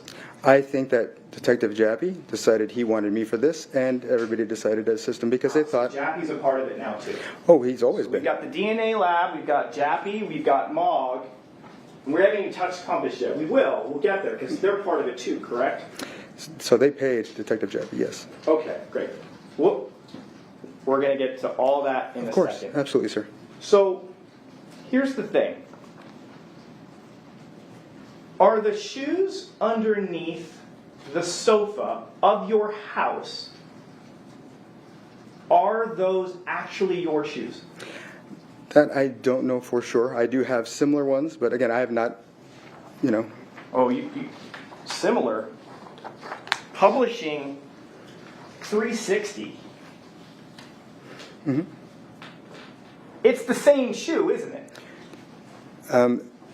It is potentially the same shoe as the one, yes. Well, sir, you're not doubting that this is a photograph of shoes that belong to you, correct? Right. Okay. This is me. So this wasn't planted evidence, right?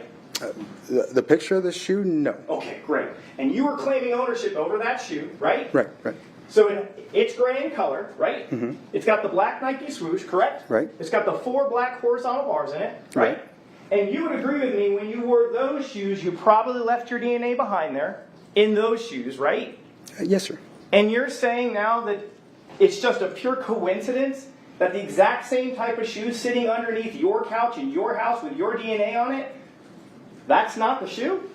Remember that I was under surveillance by Detective Jappy, and this was on a day that I was under surveillance. Let's get back to my question, sir. Yeah. You're trying to tell me that the shoe that you see in that photograph, that you claim ownership on, that you say you put your DNA in, that looks identical to the shoe that's underneath your sofa, underneath the recliner, you're saying those two are not the same shoes? I don't know that they are. Okay. It's just another crazy coincidence, right? When somebody chops up a shoe and puts it under the couch, that's a little strange. Right. And here's the interesting thing. Look at the date on this. This is August 19th, right? Yes, sir. And we're again, talking, surveillance started at 8:16. Right. No. But this image is in your phone, right? This particular image, I'm sure. I'd likely texted it to my wife to say, "Hey, I'm rock climbing indoors." So here's the thing. How? Oh, so you're saying, okay. So you believe because you were under surveillance, what? That they knew the type of shoes you were wearing? Yes, sir. Okay. You've seen the photos from the surveillances, right? I have seen some of the photos from some of them. Not everything was produced You're to me. not wearing the Nikes. Not everything was produced to me, sir. Yeah. Okay. Of what was produced to you, which was everything, It was not. you're not wearing the Nikes on the days that you're surveilled. Isn't that right? This Sir, 819 was I during. need you to focus on my question. Isn't it true on the days that you were surveilled, you're not wearing the Nikes, correct? That is not true. Okay. So we'll pull them and we'll take a walk down that lane, because every single day, isn't it true you are not wearing the Nikes? That is not true, sir. Okay, you're wearing your little moccasins, the gray ones, the topsiders. Remember those? You own those, right? You own the gray What topsiders, right? What are topsiders? I don't know. I'm dating myself, I guess.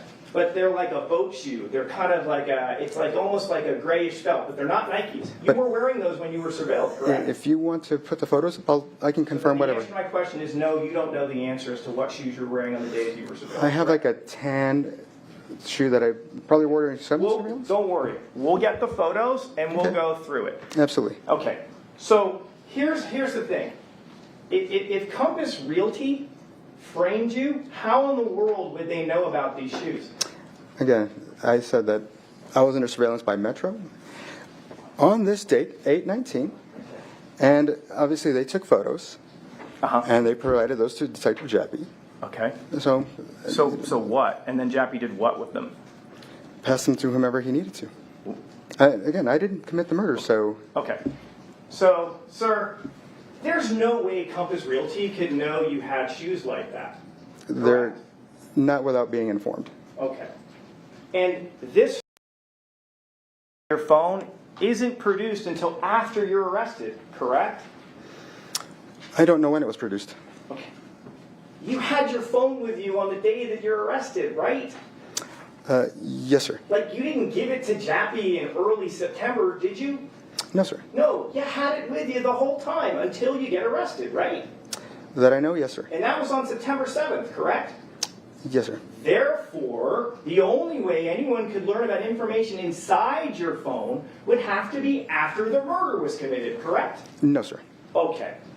You think there's a way that someone could have found the contents of your phone prior to the murder?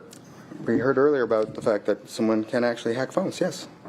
And whether it was that they found it that way or by surveillance? We heard about the hack. It was just a question asked by your attorney. No witness ever testified that your phone was hacked, correct? But you asked if there was only one means, and Okay. no, there's more than one means, sir. Okay. Sir, let's just be clear about one thing. You have had possession of your phone through the entire month of August of 2022, correct? It wasn't in my sight 24/7. Sure, but you weren't loaning to anyone, correct? No, sir. You didn't give it to Compass Realty, correct? That would be weird. Yeah, it would be. You didn't give it to Derek Jappy, correct? No, sir. You didn't give it to Cliff Mogg, correct? No, sir. Because you didn't even know who Cliff Mogg was at that point, correct? No, sir. You didn't give your phone to anybody from Metro, correct? That's correct, sir. All right, so now let's get to some of the other interesting things that are in your phone. Oh, by the way, and you also have DNA on the scissors, right? Or are we denying that? Or is that one you're at least acknowledging because of the cooking thing? No, my blood was on those scissors. Okay, so Metro got that one right. Yes. That wasn't a frame job. No, well, I do think that they used some of the DNA from that, but But before we move on, I gotta ask you this too. So, like, if Metro's really, so you think Metro's framing you for this? as I said before, I think that we've got some officers who are overzealous and who've decided to help Jappy plug holes in his case, Sure. not knowing what his relationship was with Compass Realty. Here's a I object, sir. if you'd be allowed to answer the question before. Okay. Next question, please. Sir, I got a question for you. If the Las Vegas Metropolitan Police Department wanted to frame you, why didn't they put the murder weapon in your house? I think that maybe, I don't know. I mean, it's a good question. I mean, Great question, because if the murder weapon that had Garman's DNA in was inside your house, wouldn't that be an even better case? yeah, but at the same time, I think if, But it's not there, is it? no. No, it's not. Even though, according to you, they control everything, they don't put the murder weapon on you? Does Well- that make any sense? I think it does. Okay.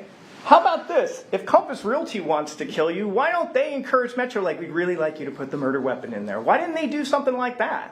I don't know. That seems really odd that the most significant thing is not in your house, correct? I think what's odd is that 5 days after the murder, that supposedly there was a shoe So the answer and to my also a question- hat in my house. So the answer to my question, the most significant piece of evidence, the murder weapon, is not in your house despite your theory you've been framed. That's correct, sir. Let's talk about this. We've seen the picture of the killer. What's the most notable thing, by far the most notable thing, on the killer's person? It's either the hat or the shirt. It's the shirt, right? And that shirt is not in your house, is it? No. If Metro or Compass or Rita or Cliff all wanted to frame you, why didn't they put the bright orange coat in your house? I couldn't speak to that. All I can tell Doesn't you is, that sound not very professional if they're trying to set you up? I don't know, maybe for plausibility's sake, they put half the Oh, stuff they in want to there. I'm dial not it sure. back. I don't know. Okay. Here's another thing. Why don't they cover your car in Garman's DNA?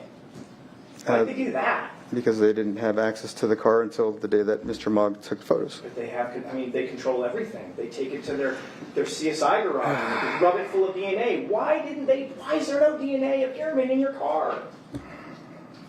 I mean, if they want to frame you, why isn't it there? Do you have an answer for that?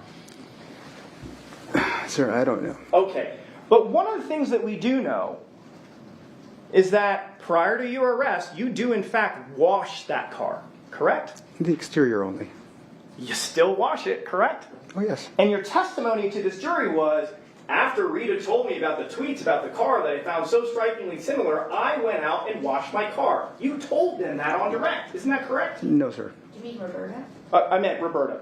After Roberta told you, gosh, that looks just like your car, and you read John Custer's tweet, you went out and that prompted you to start washing the Yukon. No. That's not your testimony. No. I said that I washed all 3 vehicles. Great. Including your Yukon. Yes. Right. Because you'd agree if you only wash one of them, that might look a little suspicious, right? I don't know that I was planning things to be suspicious or not suspicious, sir. Okay. But let's just be clear. You would agree with me, washing things can make evidence go away. Isn't that right? I would think DNA evidence would be inside of a vehicle, not on the outside, sir. Okay. Sir, you'd be surprised. Okay. But that's not the I guess point. I would be surprised then. My question is this. Washing things can make evidence go away, correct? Could it possibly? Yes. Thank you. Let's continue down the path of what's in your phone.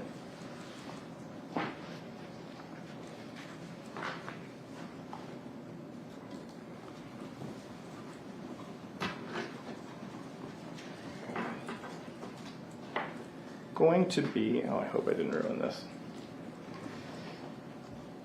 I'm going to be, let's see if this pulls up. We're going to be publishing Exhibit 354. Sure.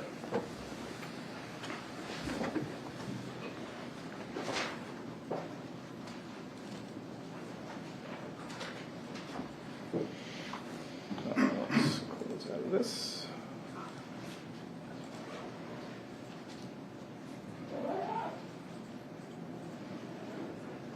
Let's look at, all right, let's look at this. Well, let's do it. We'll do it this way. We're going to, if we could just cue over for a second to the overhead. This is this extraction report that has a lot of images regarding Google Maps in your phone. Do you remember hearing testimony about this? That's what I heard. Okay. And the date on this is August 12th of 2022. Isn't that correct? That's when these files appear. Isn't that right? That's when it purports to have appeared. Okay. Sir, you would agree with me. You don't actually have to go to Bronze Circle to get Google Maps to generate these images, correct? All you have to do is go to the website. Isn't that right? For any location, sure. Yes. Sure. And this is what, about 2 to 3 weeks before Mr. Garman is killed? If we can trust the date, yes. All right. So, sir, let's.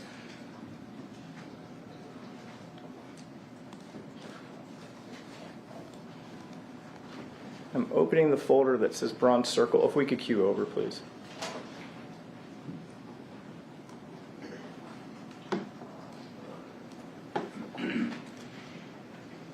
That's Jeff Garman's house, correct?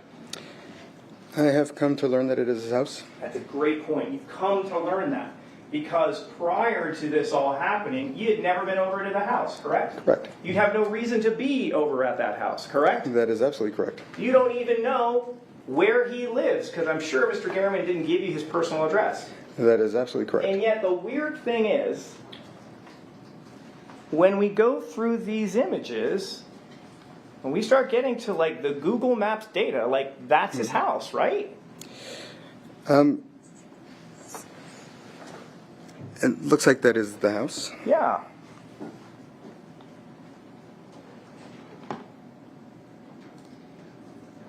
Same thing, that's his house, right? It appears to be. Like if we look over here in the back, that's literally the very spot where Mr. Garman breathes his last breath. Isn't that right? Objection to all speculation. Sustained. That's the very last spot that we see Mr. Garman from that body cam, right? He's lying right over there. It looks like a similar area. Similar. It's the area, isn't it? If you say so, sure. So you don't believe that's the spot? I mean, it looks like the house, so I would think. How about there? Isn't that where Mr. Garman was found by the police? And I would think likely so. And the very spot that his body is lying is inside your phone. That is very strange. I mean, how does someone plan to have a victim in a particular area at their home? That's, again. So you would agree with me that if you were planning to kill someone at their house, it might be a good idea to get a lay of the land, right? I've never plotted to kill anyone. Oh, I didn't say you. I'm just talking hypothetically. You would agree with me that if you were planning to kill someone, it might be a good idea to get a lay of the land, I correct? object. It's a hypothetical question. He's not an expert, so. Oh, we will take an answer. Let me ask you that question one more time. You'd agree with me that if you're planning on killing someone, it's a good idea to get the lay of the land, right? I don't know. I don't know what the circumstances are. I don't know what you're talking about as far as where you want to, do this deed or whatever. Mr. Tellis, if you wanted, let's do it. You don't want to answer the question. We'll do it another way. Again, I object to What's the characterization. thing that you didn't Mr. Tellis, if you're planning on doing something, you want to prepare for it, correct? It depends on what you're planning to do. Okay. How about your work? As a public administrator, did you prepare every day to go to work to be competent at what you're doing? Yes. Did you do that because it's important to do the job correctly? Yes, sir. And if the stakes are really big, you want to make sure you're super prepared? Yes, sir. Okay, there's over 100 images of Bronze Circle neighborhood in your house, correct? In your phone, isn't that right? I don't know that they are, sir. Okay, well then let's start clicking. Plus, again, I wouldn't use my card.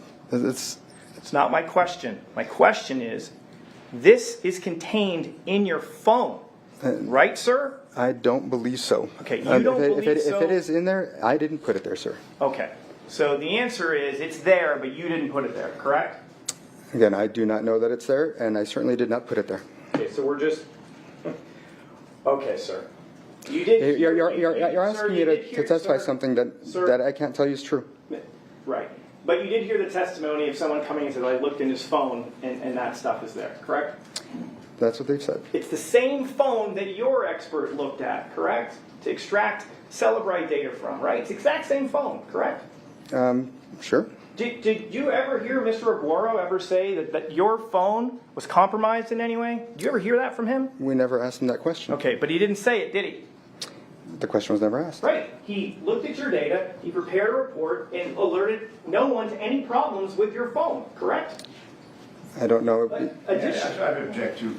He was not called upon to review the phone. He reviewed the Celebrite extraction from the phone. So I object to this line of question. We- objection is sustained. We can move on. You heard from Matt Homatic from the DFL department. He testified that there weren't any issues with this phone, correct? When he looked at data that came from it, correct? He said that, I guess they try not to modify contents of things, but he didn't say that it was impossible. Okay. Here, well, we can do this too. You got up on direct examination and you went through message by message by message, and you didn't complain about any of the messages that were on September 2nd, correct? I I dispute. object as to complaint. I mean, rephrase the question. Sure. You offered testimony to this jury about the timeline, correct? Yes. You went text by text and phone call by phone call, and you explained things, right? Right. At no point did you say, oh, there's a problem here, correct? Correct. You had no problem with that information, did you? Right. Okay.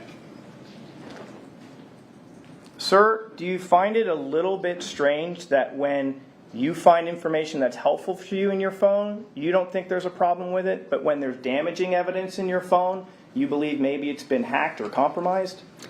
I do think that if someone was trying to frame me, that obviously they would leave the content that I made on the phone as well as whatever they decided to put on there. Yes. And as we see here, like there's 1, 2, 3, 4, 5, 6, 7 different houses are being photographed, correct? If that is truly what was on my phone, then supposedly sure. Okay. Here's a good example. In this image, there's a security camera being focused on in the image, correct? That's what it appears to be, which brings up a question that I would have. There's no question pending, and you're going to get a chance on redirect. You'll be able to say whatever you need to say. But let's be clear.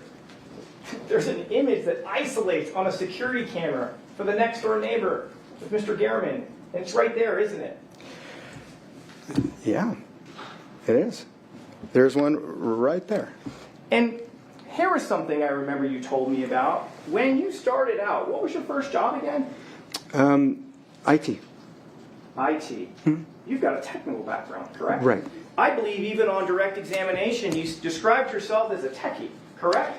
Absolutely, yes. So you know your way around a computer, right? Right. Fair to say you know your way around different software, correct? Right. Fair to say you know your way around a cell phone, right? Right. You certainly know how to use Google Maps, right? I think a lot of people do. Right. Anyone could use that, correct? Right. And you would consider yourself a fairly thorough person in your work as a public administrator, right? More thorough than to do something like this? Sure. You consider yourself detail-oriented? I do. Okay. Can we cue over for 1 second to the overhead? There's over 132 images in your phone focusing on that. Would you say that's a lot of detail? If that was on my phone, I guess I would say yes. Okay.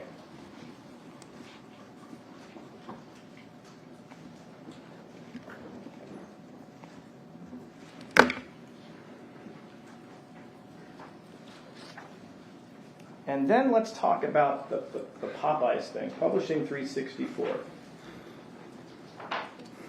Do you remember these images? Yes. Okay. I remember them being presented as being allegedly on my phone. Right. The testimony was it was on your phone. You just don't believe you had anything to do with it, correct? Again, I don't know that they were ever on my phone. I know that I did not take those photos. Okay, so you're just denying what you heard. I am saying that whatever the testimony is, that it could have been placed on my phone, or who knows. The testimony was it was found on your phone, correct? It was allegedly found on an image of my phone. Okay. So,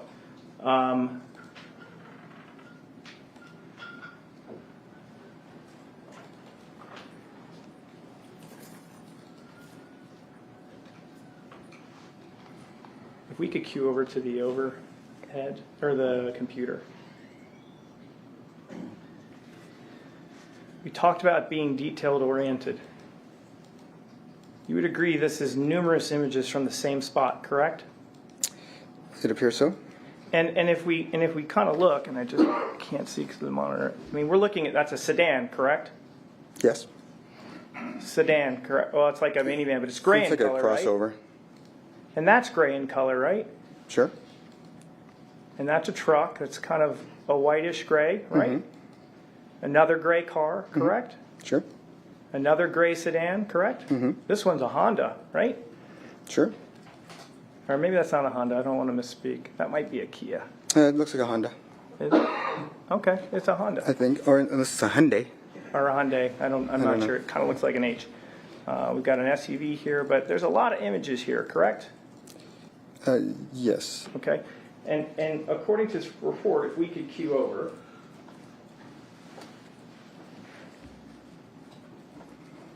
Got 101, correct?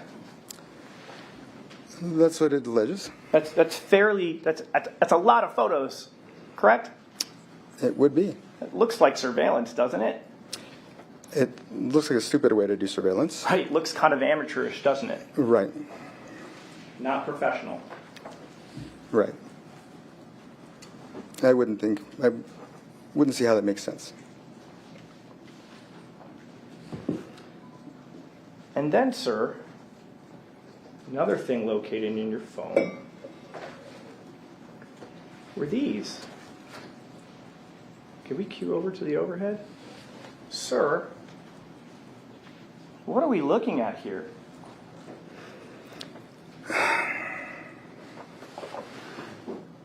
Looks like it's a identification of a vehicle that is owned by Mr. Gurman. It's a Honda, right? Yes, sir.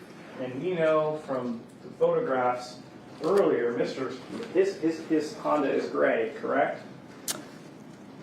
We saw it from the photos. I don't remember. I wasn't paying attention to the color with the earlier testimony. You Sorry. have no reason to dispute me if I told you that the color of the car was gray, correct? I don't, sir. Okay, and we saw in those images, lots of gray cars were getting snatched, correct?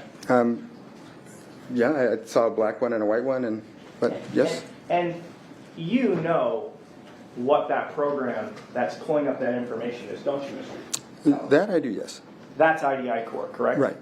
That is proprietary software that is in fact used by the Public Administration's Office, correct? Yes, sir, it is. It gives the person at the Public Administration's Office the ability to look up personally identifying information about people, correct? Yes. Okay. And we can see here that Jeffrey Guerin is being looked up on IDI Core, correct? What I remember correctly looking at this was it was looked up by address. Well, that's just one report, sir. Let's look at this result. We can see What's he's the connected. What's the search term? There's no question pending, sir. Okay. Take a look at registrants. What's the registrant? Again, it's Jeffrey M. Gurman. Right. And if we look down, what's the first address associated with this? P.O. Box. Okay. And then when you go to the next entry, what's the address associated with Mr. Guerin? 7216. It's the second one related to Mr. Gurman. There's a first one related to Mr. Gurman. And that's the P.O. Box, which is current. The second one is 7216 Bronze Circle, Las Vegas, Nevada, 89. I can't read this. Mr. Tellis, that's where Mr. Guerin lived, correct? Yes, sir. That's where he was murdered, correct? Yes, sir. And this image of his personal information and his home address is located inside your phone.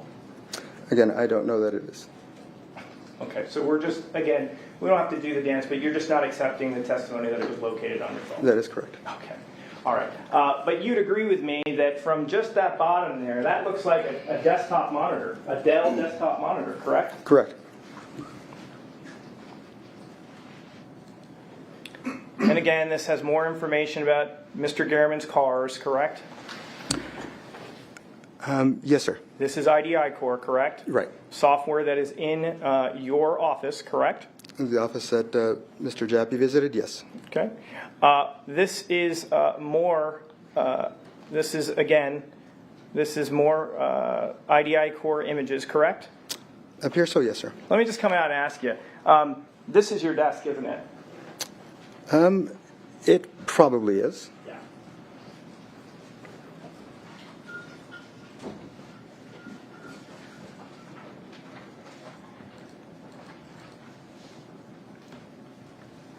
Let me ask you this.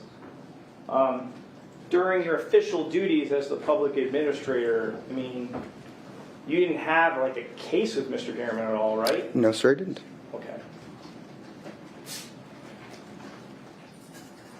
And what was the search term to find that? Well, one of the search terms was 7216 Bronze Circle, correct? Can you show that to me? Sure.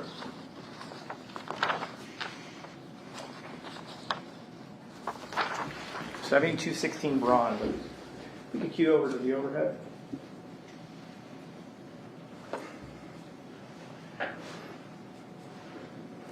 All right. Can everybody see that? Oh, it's much better over here. This is terrible. So you can see that, right? Yes, sir, I can. And the date, the created time is 8/23/2022 at 6:05 p.m., correct? Yes, that's what it purports to be. Okay. And that was a weekday, wasn't it? I'm sure it was, because, you know. I don't know. And there's one more thing. This wasn't converted into UTC time. So if we subtract 7 hours, that's at 11:05 a.m. in the morning on 8/23, correct? And again, I don't know if this document's been modified by a PDF viewer or not, but it purports to be of that day. You recall the testimony, well, no, you recall the testimony of Matt Havanich, which said this was not converted, and when you convert it, this search was conducted at 11 o'clock in the morning, correct? You recall him saying, I'm not asking if you agree with it, but you recall it being said. I know that I didn't do the search, so I couldn't tell you definitively. So I'd like you to focus on my question. Do you recall Mr. Hovanec saying that here in court? That's what he said. Okay. And just to be clear, publishing 351, there it is. That's a weekday. That's a Tuesday, correct? Yes, sir. Did you typically have random people coming into your office using your desktop software? Again, that could have been modified in a number of ways. In a number of ways, sir. That's not my question. My question is, as the public administrator, did you allow people to go into your office in the middle of the day and manipulate and use your computer? I didn't allow it, but that's not to say that it didn't happen, sir. So the answer is, you had an edict that said you're not allowed to do this, correct? But if I wasn't around or whatever, I don't know. Okay. I mean, you would hope as the head of the department they would have at least not used your computer, right? I would have hoped, but you'd be surprised what happened in that office. Okay. Right, because of the conspiracy? Right, okay.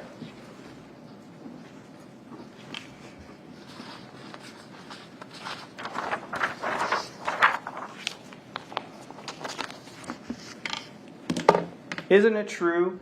I think we've heard from both your expert and Detective Jappy that there was no outgoing messages from your phone between 8:48 a.m. and 2:05 p.m. Correct? Right. Okay.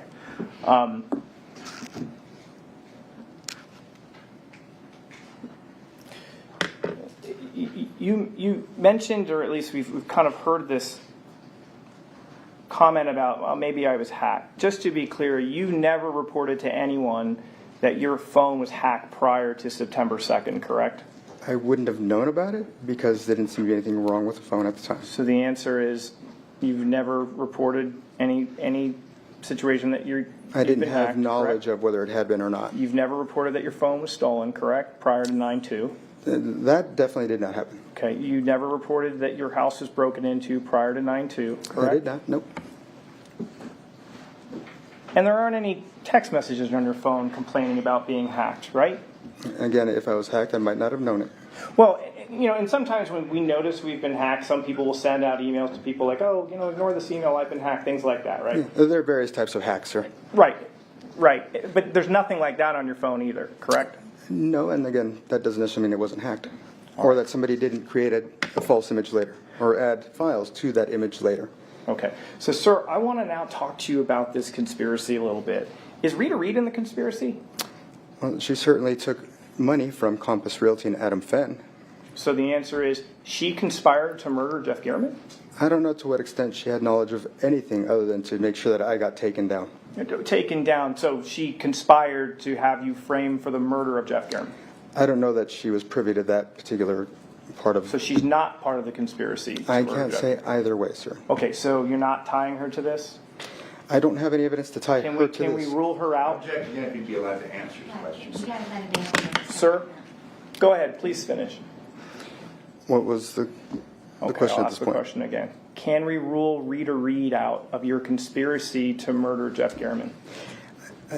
I think it's weird that you're... I mean, maybe it's not weird. Obviously, you've got to try to minimize the concern that I have with this and try to make me seem like I'm crazy for it. But there's the evidence to back up what has been occurring. So that is what it is, sir. Okay, so let's focus on my question.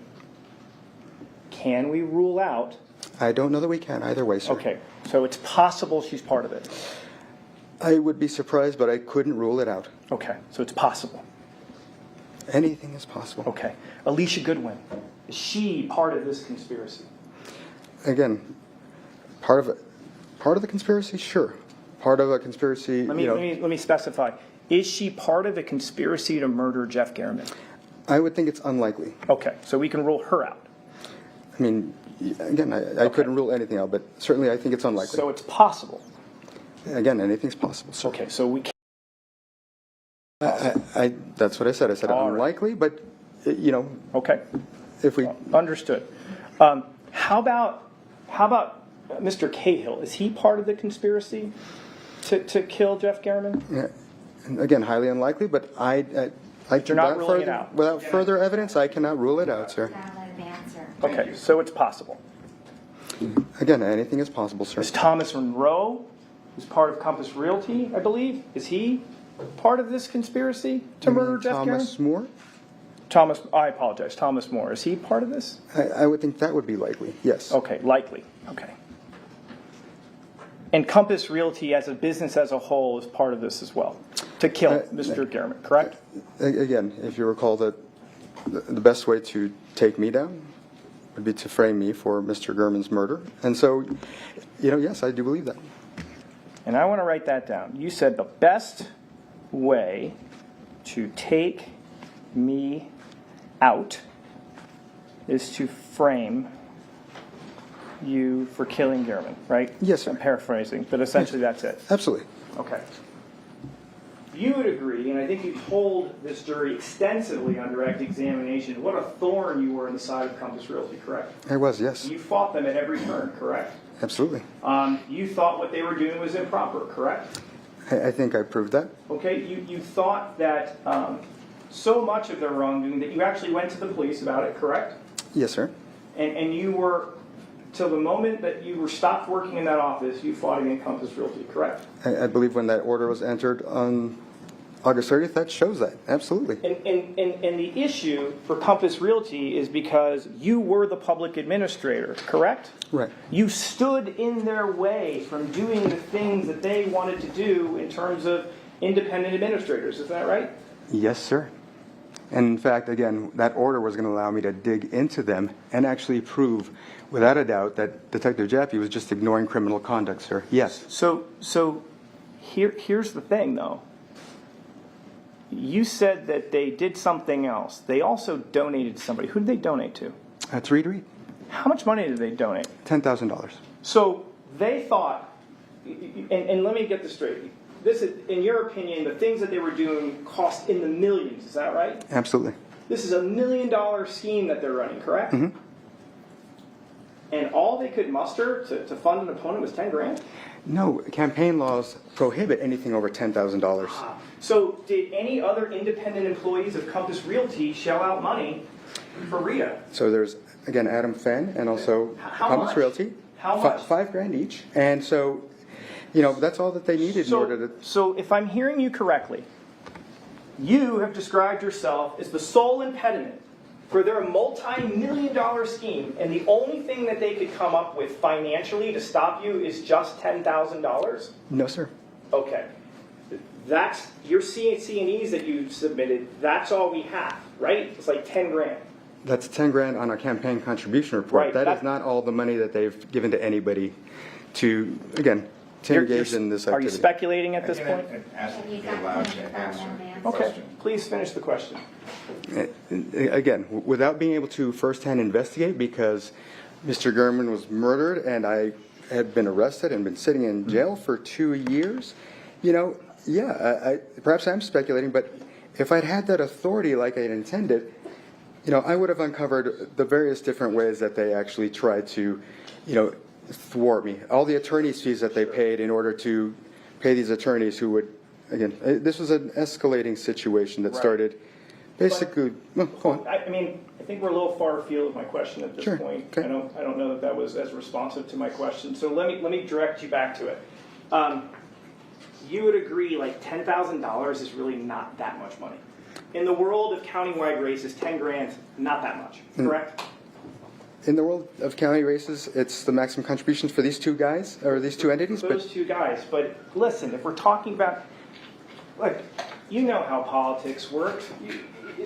If there are businesses or special interests, they pool their money together behind a candidate, right? You don't know that, but you were. It depends on running for political office and you don't know situation. that? It depends on the situation. Over each other. Sir, are you going to sit here and tell this jury you've run for political office twice and you don't know that businesses or special interests pool their money together to back a candidate they really want? Are you really telling them that? And again, I don't have firsthand knowledge of that because I've never had that happen for me. Right. Now, if you're talking about political action committees, I don't know, what do you, PACs? Look, the bottom line is, all they donated was 10 grand, correct? I think that's a mischaracterization of everything they've done. Let's move on. And then here's the crazy part. They won, right? And I still kept fighting them, yes. No, sir, you were a lame duck. as of September 2nd, 2022. Isn't that right? But I still continue to fight Compass Realty. That's not my question. You're out of a job in that you're not an impediment as of January 1st. Isn't that right? As of January 1st, but I was right then. So you're trying to tell us that Compass Realty was so upset with you that they backed a candidate who wins, but then they just can't wait any longer, so they murder a reporter? They can't wait for 3 months? I would recommend that the jury watch the video and again see the time at which the order was filed, and I think you might agree that yes, that is absolutely the case, sir. So the answer to my question is yes. That Compass Realty, even though they successfully backed a candidate that defeated you in a primary, they couldn't wait another 3 months for you to leave office, correct? because I've got the authority to really crack things open then. So again, he's answering the question. These are fairly complex questions. They require complex answers. Sure that each of you lets the other. Sir, are you finished? I am now, sir. Okay, so then my next question is this. If they hated you so much, I don't think they knew me to hate me, but sure. well, I mean, they're willing to kill people over you, right? I guess they would have hated me, yeah. Right. And if they hated you so much, why didn't they just kill you? That's a really good question, and I would like to answer it. My belief as to why they did. Please tell me why they didn't just bother killing you. Because if they'd killed me, would that have stopped Nevada State Division from investigating them? No. If they killed me, would anybody have felt the duty to continue my work because I was actually doing this? I think so. So murdering me would have not discredited me. It would not have put me in a position where all the work that I was doing just got left by the wayside. It would make no sense to kill me. So your theory is that Jeff Gehrman is collateral damage? When you've taken into account the fact that months earlier we had this public feud, it's a pretty convenient way to do this. So the guy who writes the articles that ends your career, they reward him by killing him? Well, again, like I said, it was a pretty good way to do this. And let's not get it twisted. Rita and Alicia are part of the conspiracy that loop in Jeff Gehrman, and they're in cahoots with Compass. So they're like, you know what? Thanks, Jeff, but you got to go? That's what you're suggesting? And like I said, I don't know that they knew about that particular aspect of the conspiracy, sir. Okay. I mean, I would certainly think that they wouldn't, because you're right. I can't imagine that they would know and be okay with that, sir. Isn't it also true that Roberta testified that once you lost, Rita Reed was actually reversing the things that you did in the office, right? That would be her prerogative at that point. Okay. So changes were even afoot before you had even left office, correct? Sure. And you even told us that once Rita took over, nothing came of the things that you wanted to, like none of the things that you wanted investigated were ever done, right? I was talking about the fact that I had this investigative authority against Compass Realty that I had just gotten just a few days before Mr. Gehrman was murdered, and she never picked up that torch and ran with it. And it's clear why she didn't, because Compass Realty gave her that money, despite the fact that, as you saw, sir, she, and these homes, theft, sir. So the answer to my question is yes. Rita Reed never followed through with the things that the authority that you had, correct? Regarding Compass Realty, yes, sir. Thank you. And just to be clear, she was going to have full authority as of January, right? Yes, sir. And the authority could have gotten Compass in trouble, but that risk was eliminated once they put Rita in, according to your theory, right?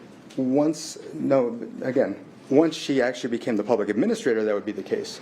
But while I was still, as you call it, a lame duck, I was still coming after them, sir. Okay, so your thought is murder was the only way. There might have been other ways, but it was again, if they didn't do it, they sure had a windfall for it that they didn't expect. So, how did Compass break into your home to plant this evidence? Like I said before, I don't know how it got in there, but I did not put it there, sir. How did they plant the hat? Again, I don't know how it got there, but I didn't put it there. How did they plant the shoes?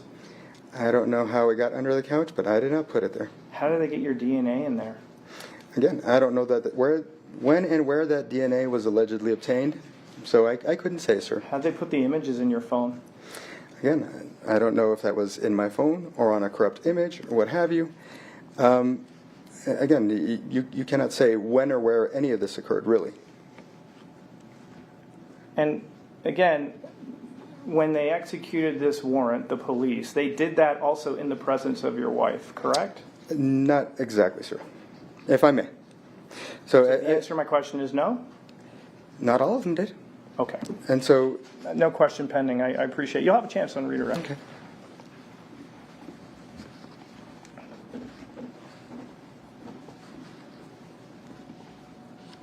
So, let's start focusing on May of 2012, or May of 2022. Sorry about that. Fair to say that the dynamics in the office aren't great at that point. That's correct, sir. Rita and the old guard are unhappy with you and the new guard. Would that be correct? Yeah, sure. And the members of the new guard included you, Roberta, and Nicole. Would that be accurate? That was just some of us. Okay. There were a couple others?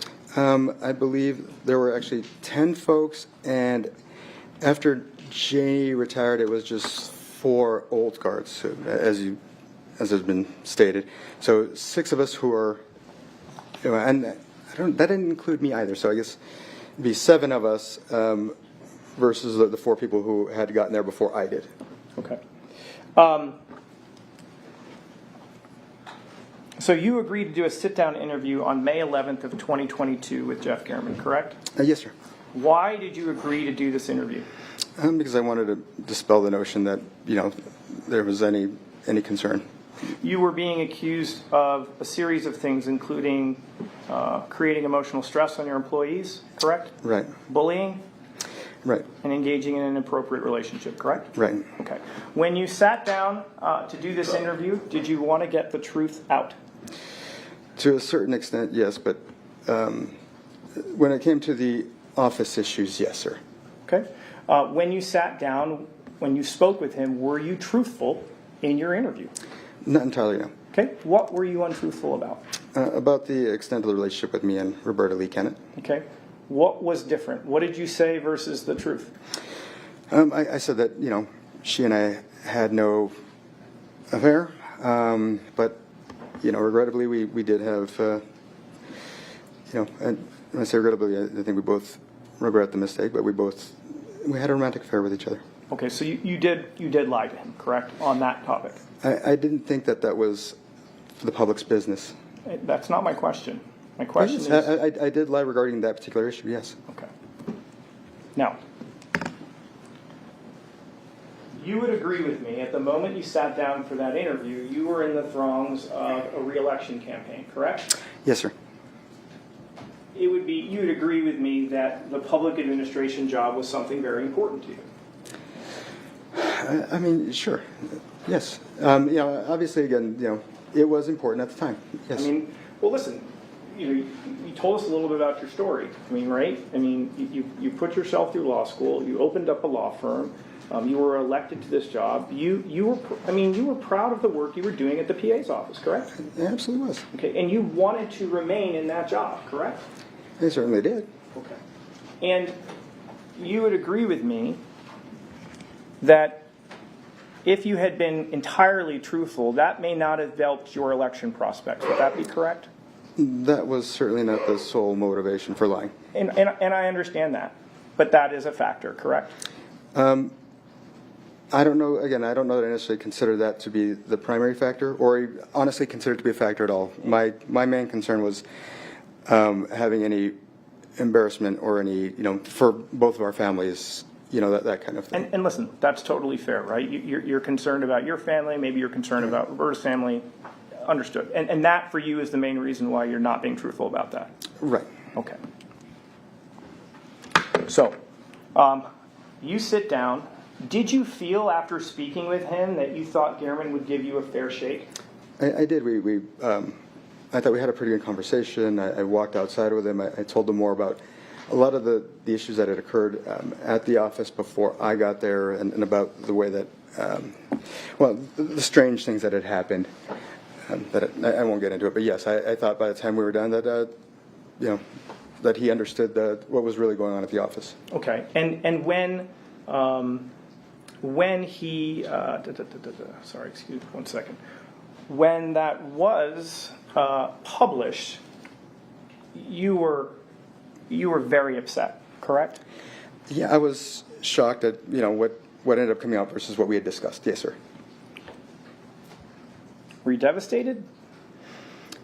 I don't know if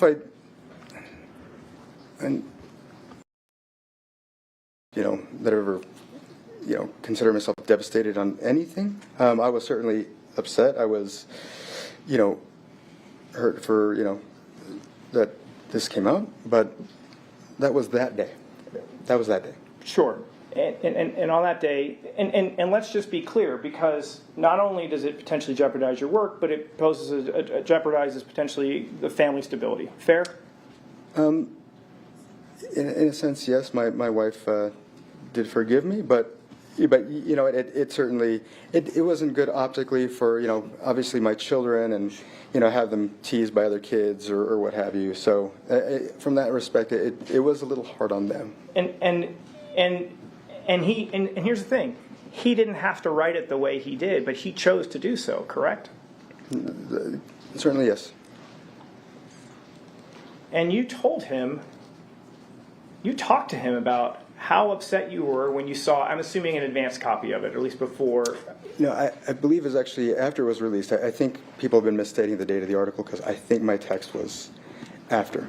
I don't know if it got republished and the date changed or what have you. Yeah, so, and like if we publish 353A, we can see here, the date on this is May 16th, correct? Okay. But you agree sometimes what happens is like the RJ will throw up an article online at night, and so maybe it's the night before, and then maybe in a publication it's for the next day. Something along those lines. Okay, so because your text messages with Mr. Gehrman reacting to this actually happened on the 15th, isn't that right? Right, sir. Okay. Right.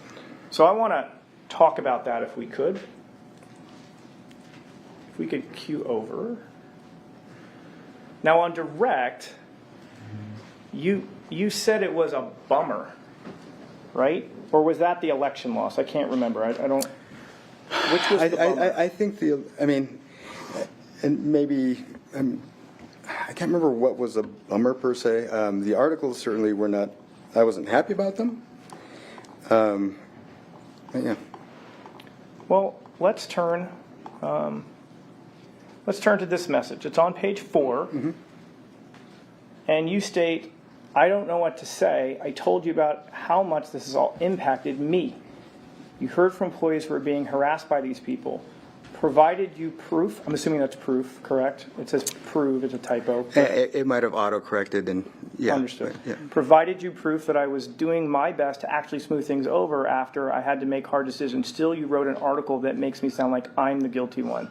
That was not fair or balanced, correct? Yes, sir, I wrote that. You were very, very upset when you wrote that. Yeah, and I guess it says I'm very distraught right now. Clearly there are typos in my message. And you held him responsible because he was the one who chose to write the words, correct? Again, at the time, I was upset. So the answer to my question is yes. You held Mr. Gehrman responsible because he chose to write this article in this particular way. If I had to hold anyone responsible in any sense, I guess the context that you're saying, I mean, certainly not enough to murder him. That wasn't my question. Okay, I guess I'm trying to get a sense of what the wordplay is here. Well, it's not wordplay. You held him responsible. He chose to write it that particular way, right? On that day, I felt that, again, he would totally misconstrue things, so I was upset with him, and I told him I was upset with him. Okay, so that's how you were feeling on May 15th, correct? Correct. Mm-hmm. And you even say, I've done so much for that office. I told you I've been followed and that I caught Rita following me. You decided to take it on her word that she wasn't, however clearly she was. It seems to me you valued sensationalism or the value of a potential takedown than actually telling the truth. Thank you for helping him drop more pressure on my life. Yeah, and I think that was a typo with the him. It was probably a them instead. Understood. Yeah. So, I mean, you described this probably as a hit piece. Would that be correct? Honestly, yes. Character assassination, correct? Yes. And he's the one who chose it to write it that way, correct? Correct.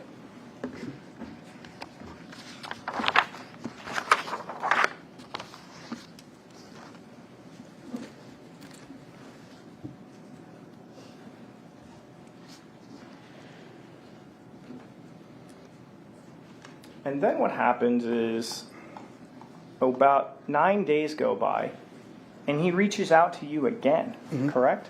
Yes, sir. Now, the primary election was held on June 14th, correct? I don't recall, but you're probably right. Okay. So we have one article that gets into not just the inner workings of the office, but is hitting you on personal stuff. And now he's reaching out to try to do another article, right? Right, sir. Fair to say, you've got to be upset. I wasn't. I don't know if at this point I was still upset. I couldn't remember. I know that I had to, at a certain point, start to try to, basically combat this with my own narrative to try to, again, win the race. Right. You're so concerned about Jeff Garman's articles that you start literally creating websites to try to fight against it, correct? I wanted the truth to come out, yeah. Right. That's how significant the article was to you. In the sense that I wanted to win the race and I needed to dispel what was in the articles, yes, sir.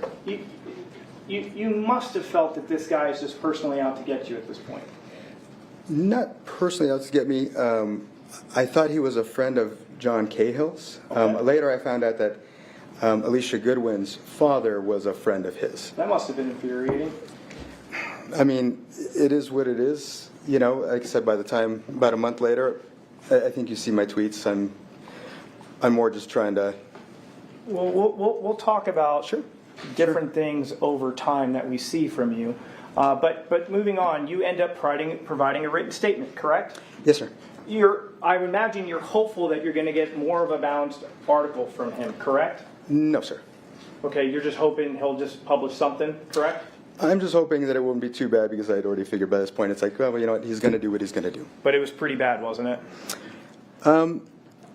Again, that's... It's the same stuff, right? He's trashing you, correct?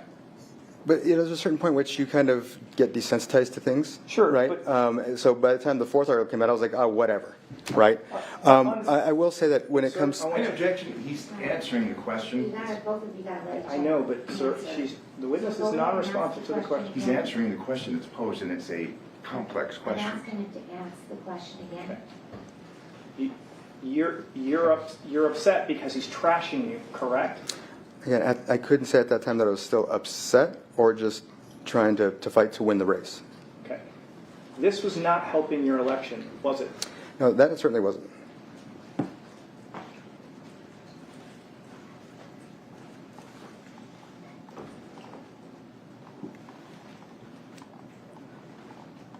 So then we have, let's do this, let me back out. And Hold on a second. I'd like to now turn to some items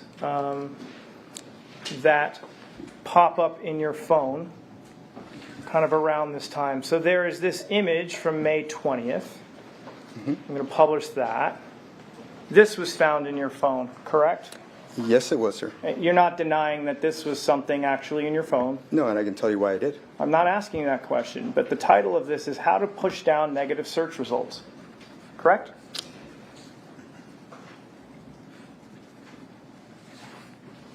Correct? Yes, sir. Okay.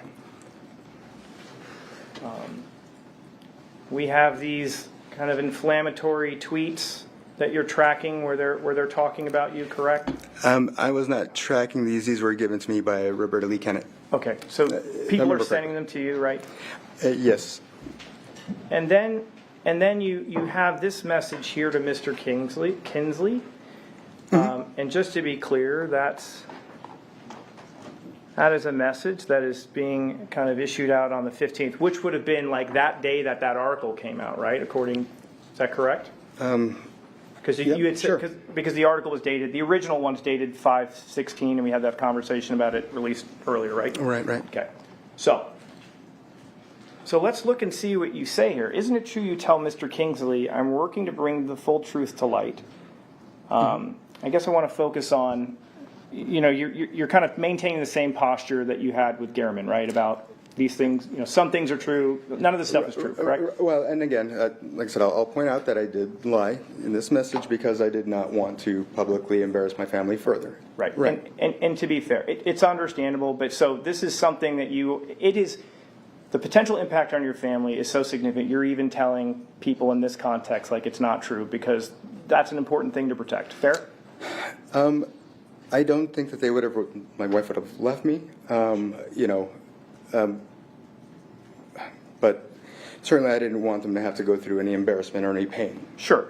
And I want to focus down here at the very bottom because I know you said, oh, I was kind of over it and things like that. Isn't it true you state here you have no idea how hard it's been? You say that, correct?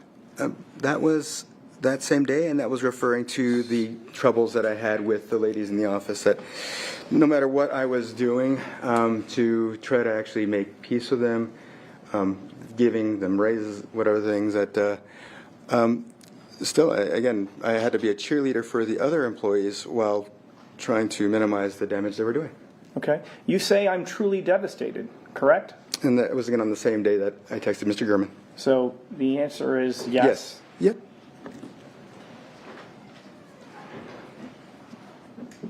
And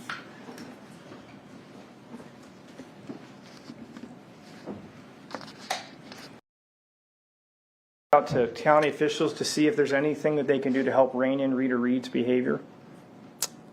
that I don't recall. I mean, if you got something to show that, as long as, Okay. I don't know. All right. So, I did talk to HR about how to best handle disciplinary issues, and got their advice and did things appropriately, okay. if that's what you're referring to. I'm just asking. And so now that brings us to the primary, which is June 14th of 2022. You would agree with me, when that day began, you were hopeful that you were going to win, correct? You're always hopeful when you're running for an election. You had gone out, you had canvassed neighborhoods, correct? Yes, sir. And you were expressing to your friends and family that, yeah, I think we're going to pull this out, correct? Obviously, you always want to have an optimistic face, no matter what, but I wasn't 100% sure that I was going to win or not. Okay. But ultimately, you lose. Is that correct? That is correct. And you don't place second. You end up placing third. Is that right? Right. All three of us were pretty tight, though, but yes. Right. And I'm going to approach with what's been marked as state's proposed 377. Does that appear to be kind of the accurate outcome of the election? Yes, sir. Okay. And that's a fair and accurate depiction of those results? I think so. Like I said, it was pretty close. At this time, we're asking state permission to admit state's 377. Sure. Sorry about that. There's no objection. Publishing 377, if we can cue over.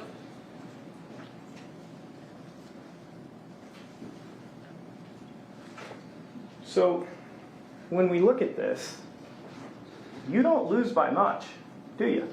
No. I mean, what, a little more than 2,000 votes, correct? Right. Jeff Garman didn't write any articles about Carolyn Escobar in a negative fashion, did he? I wouldn't think so. I mean, leading up to this election, he didn't do that, correct? Correct? He didn't do that about Rita. No. Fair to say, in your opinion, if Jeff Garman hadn't written these articles, you probably end up winning that primary? Probably yes.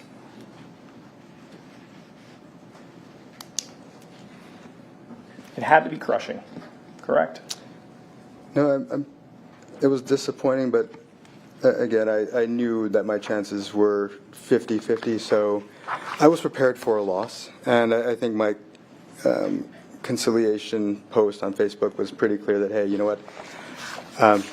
We tried really hard. We gave it our go. But, I'm going to go serve families as a probate attorney again. I'm ready to go back to work. And, and I got a lot of support when I made that post. Okay. But everything that you work for is gone because of a couple of articles that say things that you don't think are really true, correct? Especially about the work stuff, right? It wasn't the articles per se. It was obviously Rita and Alicia, who got Jeff Garman into the fold to publicly tear you down. They did, yes. And he agreed to do it. Yeah. So now I want to focus on just 2 days later. 2 days later, oh, can we cue over? Sorry.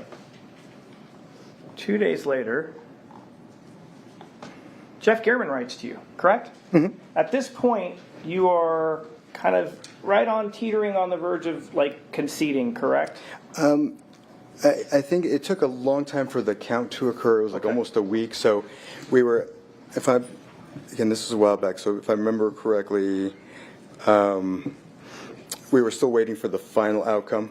And yeah, so this was... So you're down as of May 16th. You're losing in the race, correct? It was kind of like similar to what you saw on that report in the sense that things kept going up and down, but it was some, I think if I'm not mistaken, it was somewhere in those 1,000, 2,000 between the three of us, but Rita would go up, then Caroline would go up, and so it was more of a tug of war between them and that was pretty much in third place at all times. So it's very close, right? It was really close. You don't know how this, at this point, as of June 16th, you still don't officially know how this one's going to shake out, correct? Based on the fact that I never came out of third place during the whole thing, I was pretty sure that it was done. Okay. But nevertheless, Jeff Gehrman comes calling again, correct? Mm-hmm. And it's about that truth website that I created. Right, and you just say it's fine at this point. They won. Do what you like. Mm-hmm. Fair to say you felt resigned at this point. Yeah, like just what's it going to do at this point? Whatever, Well, he wrote another one, correct? Mm-hmm. That is, yes. Fair to say you weren't happy with that coverage. It wasn't positive, was it? Again, I don't remember if I cared or not. And I know I started to poke fun at him on Twitter, but it came to a point where it was just me trying to, I think, see if I couldn't get him to put more light on my website. Okay. And so then on June 18th, he publishes this article number 3, correct? Mm-hmm. Excuse me, I'm sorry, Your Honor. Yes. And then just 6 days later on June 22nd, he publishes a 4th article about you officially losing, but pointing out that you remain combative, correct? Yeah, which again was inaccurate, but sure. Yes. Okay, so again, it's inaccurate reporting about you, the 4th one. Right. Well, like I said, by this point, I was just having fun with it. Well, let's be, Mr. Tejas, you didn't like Jeff Gehrman by this point, did you? I mean, sure. I did not like him. You hated him, isn't that correct? And I don't know if hate, I mean, there might have been various points throughout that where I might have felt like that, but I don't know that he was not a central figure in my life. I'll put it that way. He is the figure that ends up causing you to leave your job as public administrator for Clark County, correct? Again, I don't blame him per se. I blame Rita and I blame Alicia. Sir, you just told this jury that if those articles weren't written, hold on, Go ahead. I'm not finished. You just told this jury, like 5 minutes ago, that if Mr. Gehrman hadn't written these 4 articles, you believe you would have won the race. Yeah, but again, if Rita and Alicia hadn't gone to Alicia's dad to ask for this favor, those articles wouldn't have happened. So the answer to my question is yes. Who I would hold most responsible is not Mr. Gehrman. Sir, that's not my question. Okay. My question is, you believe if Mr. Gehrman had not written these 4 articles, you would have won the race, correct? I do believe that, yes. You hated him by this point in time, isn't that right? I could not say whether I hated him by this point in time, and if how long I might have hated him, if, Roberta said you hated him. Roberta is entitled to her own opinion. I don't know that I ever said I hated him. Okay.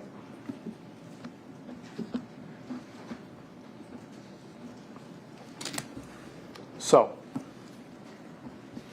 now we're in July.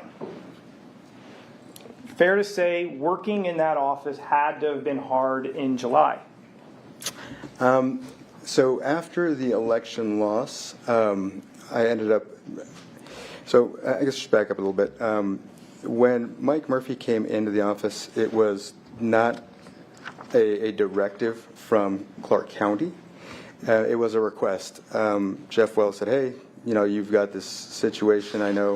I think, maybe if we bring in Mr. Murphy, he could help you kind of be an independent, arbiter of sorts. And he said that, you don't have to say yes. This is not, we have no right to force this on you. It's entirely up to you. And I said, you know what, sounds like a great idea. Let's do it. So brought him in, but then again, that got misconstrued, it is what it is at this point. But so once I lost the election, he and Rita had taken over the duties primarily, and I did most of my work from home, coming in a couple of days a week, just to do things here and there. Okay, so to go back to my question, was July hard? Yes or no? I guess my answer would be not as. I didn't have to deal with the first, the day-to-day frustrations I used to deal with when I was in the office 50 hours a week. So you came in less, correct? Yes, sir. Mm-hmm. Rita assumed more of a responsibility, Right, sir. even though you were still the acting, duly elected public administrator. Right. We decided, just. Okay. I'm going to publish Exhibit 340. We could cue over to the Elmo.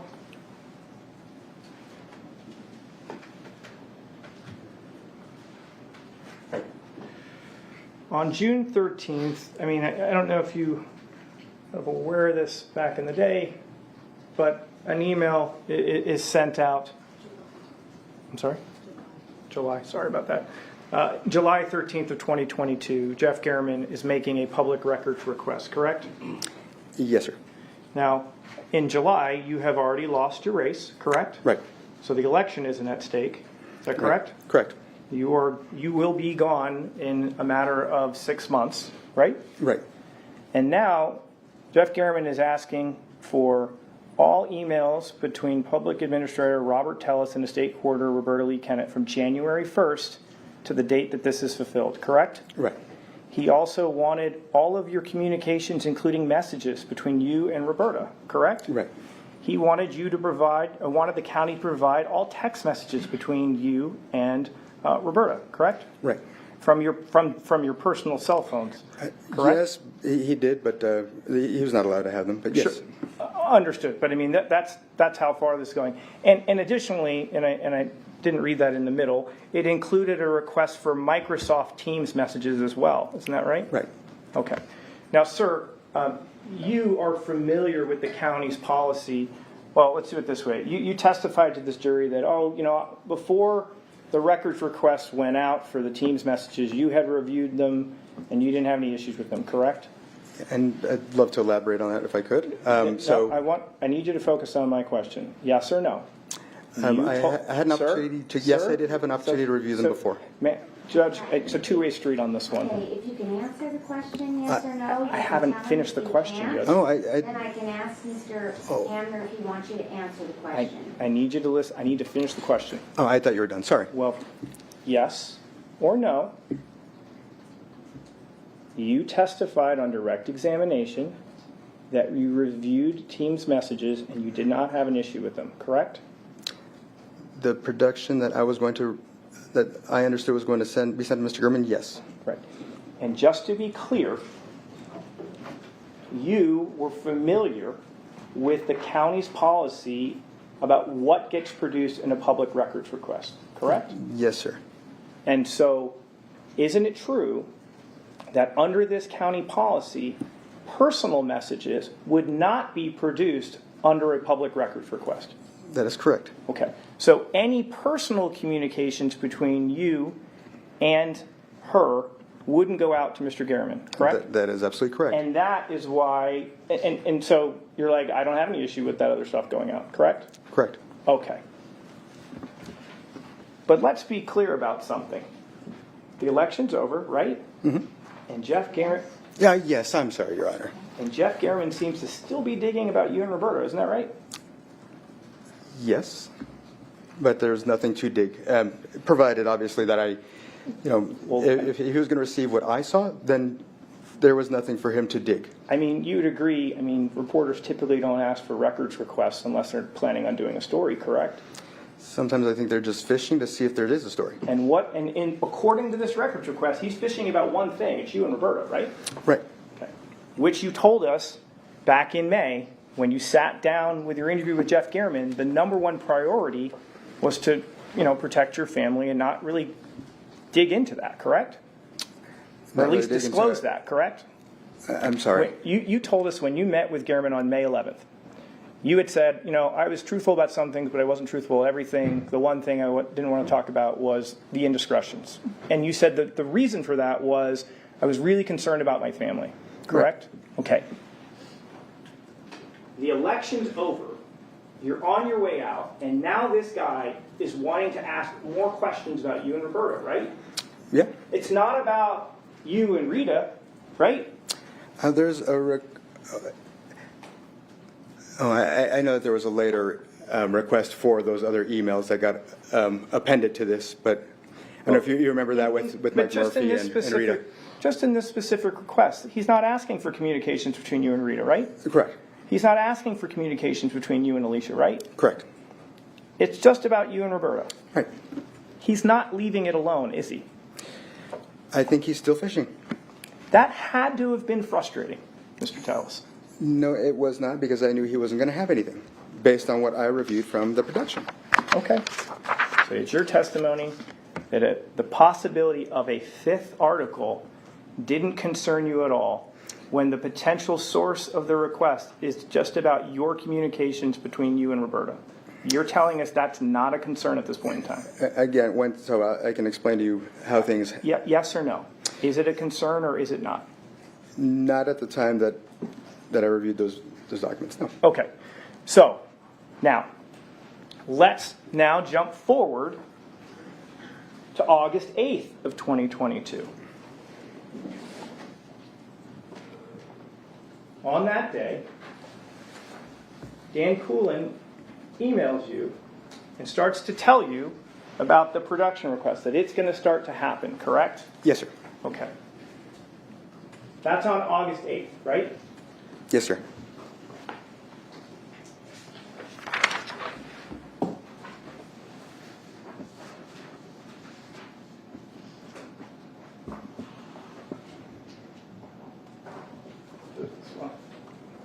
We'll do this quickly here. August 8th. 4 days later,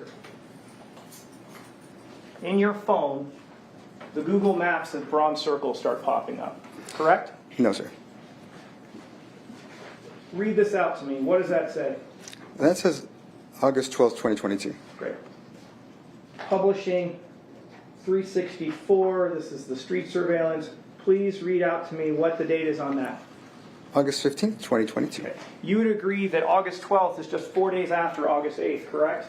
I would. You would agree with me that August 15th is just 7 days after August 8th, correct? I would. And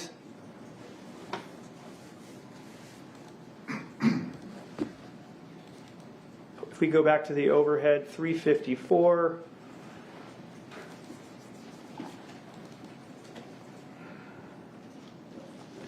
I want you to read the date on entry number 1 on that.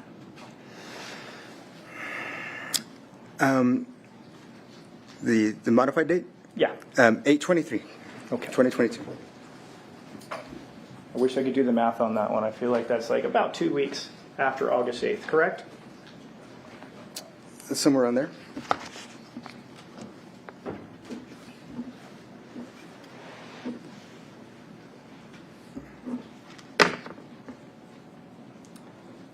We also heard from Nicole Lofton, correct? Yes, sir. Nicole Lofton was employee of the Public Administrator's Office, correct? Yes, sir. A member, as you describe it, of the New Guard, correct? She was on Team Telus, fair? Sure. Yes. Okay. You had text messages between you and Nicole Lofton through the course of your time as a public administrator, correct? If you've got them, then sure. I don't recall. Okay. Well, I'm going to approach for a second. So I'm going to show opposing counsel what's been marked as Exhibit 376. It's just an excerpt of some things, but take a look.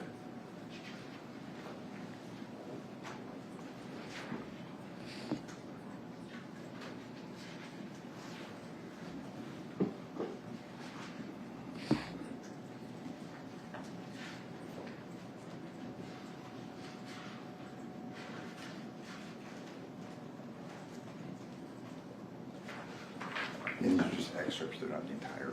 It's not the full thing. There's a lot of messages there. I just wanted to kind of narrow down.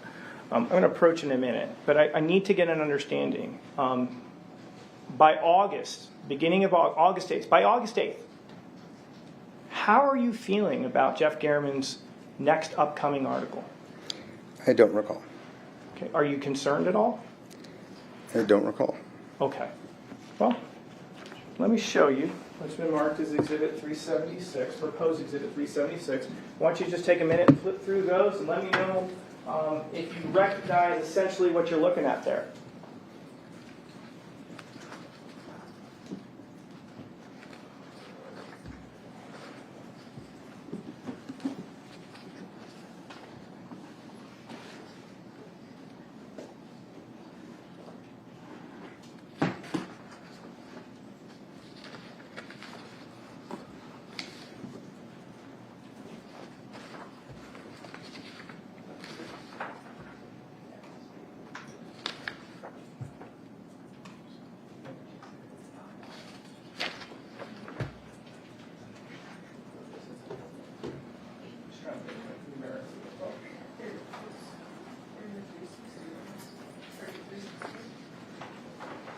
Okay.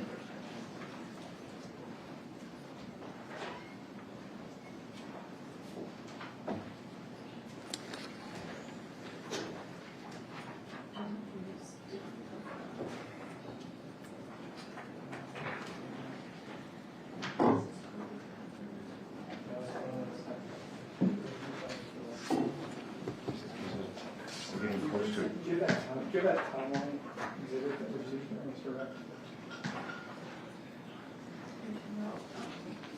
Would be a good time for a break as well. Yeah. Sure, we can do that. That's fine.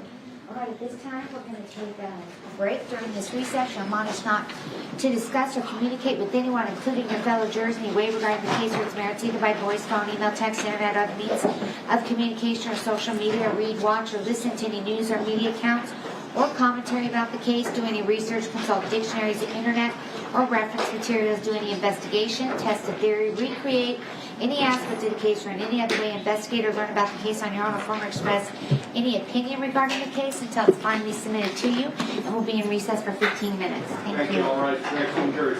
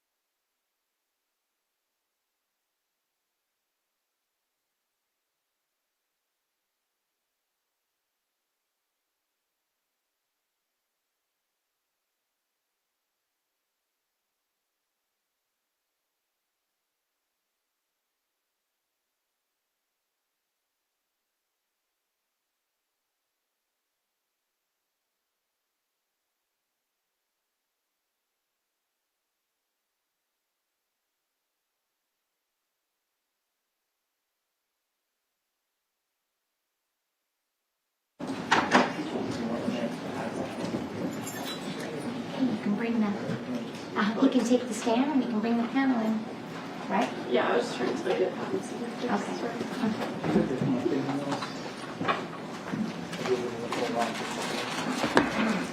Oh, no, they were up there. No, they were up there. Never mind.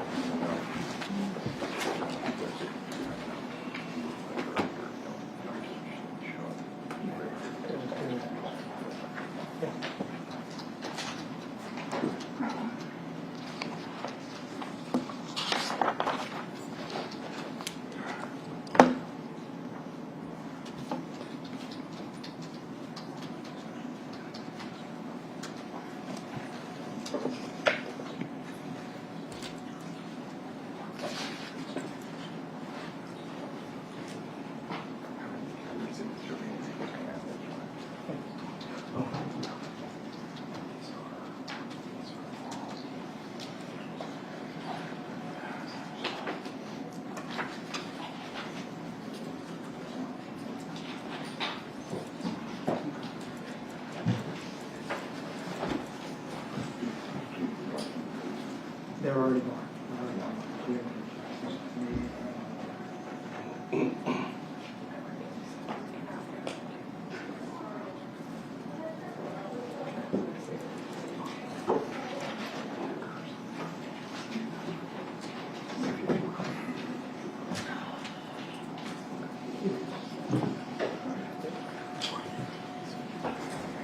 All right, we're adjourned.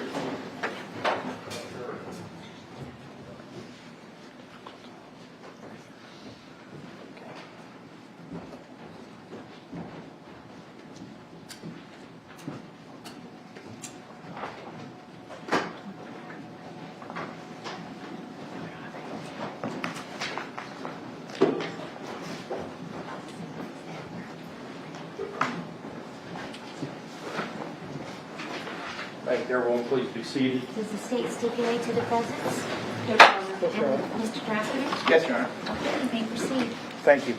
Sir, you had a chance to review those text messages? Yes, sir. That's a fair and accurate depiction of some of the text messages you had with Nicole. Yes. Correct? Yes, sir. At this time, we'd ask that these be admitted. State's supposed to be 76. No objection. So again, just to set the stage, like how are you feeling in early August about Jeff Gehrman and his articles? Like I said, I don't know that I thought any way about Jeff Gehrman in particular, Okay.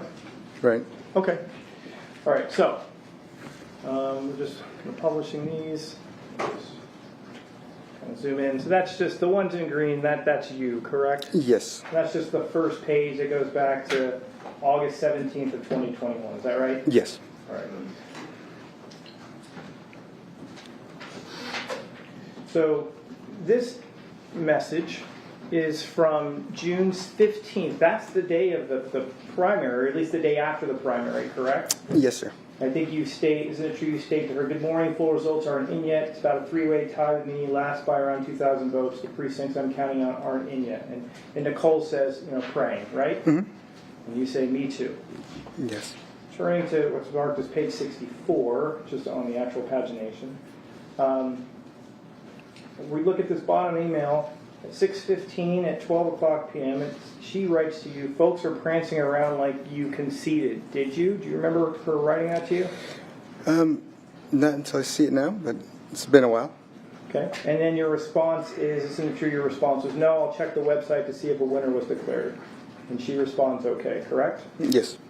I think you indicate that if I lost, I will protect you until you can get a new position. Isn't that Yes. right? And she responds, I appreciate that. Is that correct? Yes. And isn't true then you say, I'm so sorry, Nicole, I tried so hard, I almost made a comeback, but it's done, correct? Right. And that's at 3:16 p.m. on the 15th, isn't that right? Right.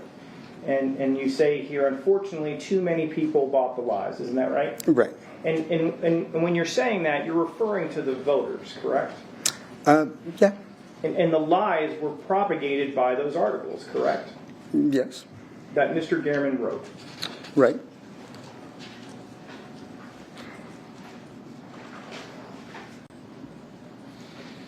we look down here at the end, she says, "I'm so sorry, will you work until the end of the year or resign?" Isn't that right?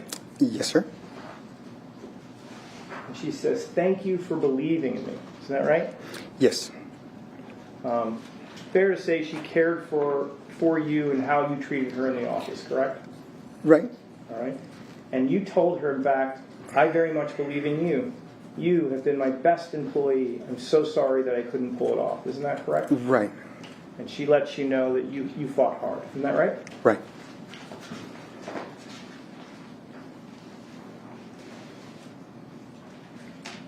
And we see here on 6/15, you even say to her, "I'll stay on until the end of the year, although if they aren't messing with you, I don't know that I'll spend a ton of time in the office," correct? Right. Essentially ceding power to Rita Reed, correct? Right. And Rita Reed is friendly to Compass Realty, correct? Right. And so your intentions were to step away from that office or lower your profile even as early as June 15th of 2022. Right. So you would be less of a threat to Compass Realty even then, correct? Because you'd be stepping away and not spending a ton of time in the office. No, sir. The evidence proves otherwise. Okay?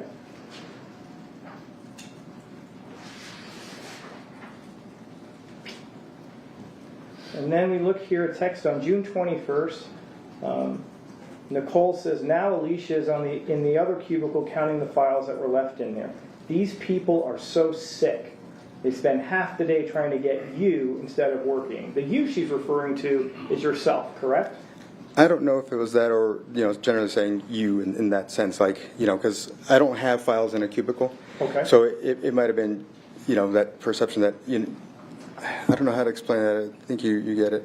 Contextually, she's talking about the old guard, correct? She is talking about them, but as far as whether she's talking about herself or me, I don't know. Understood. But she believes these people are sick, is that right? That's her opinion, and, they did some pretty tough stuff.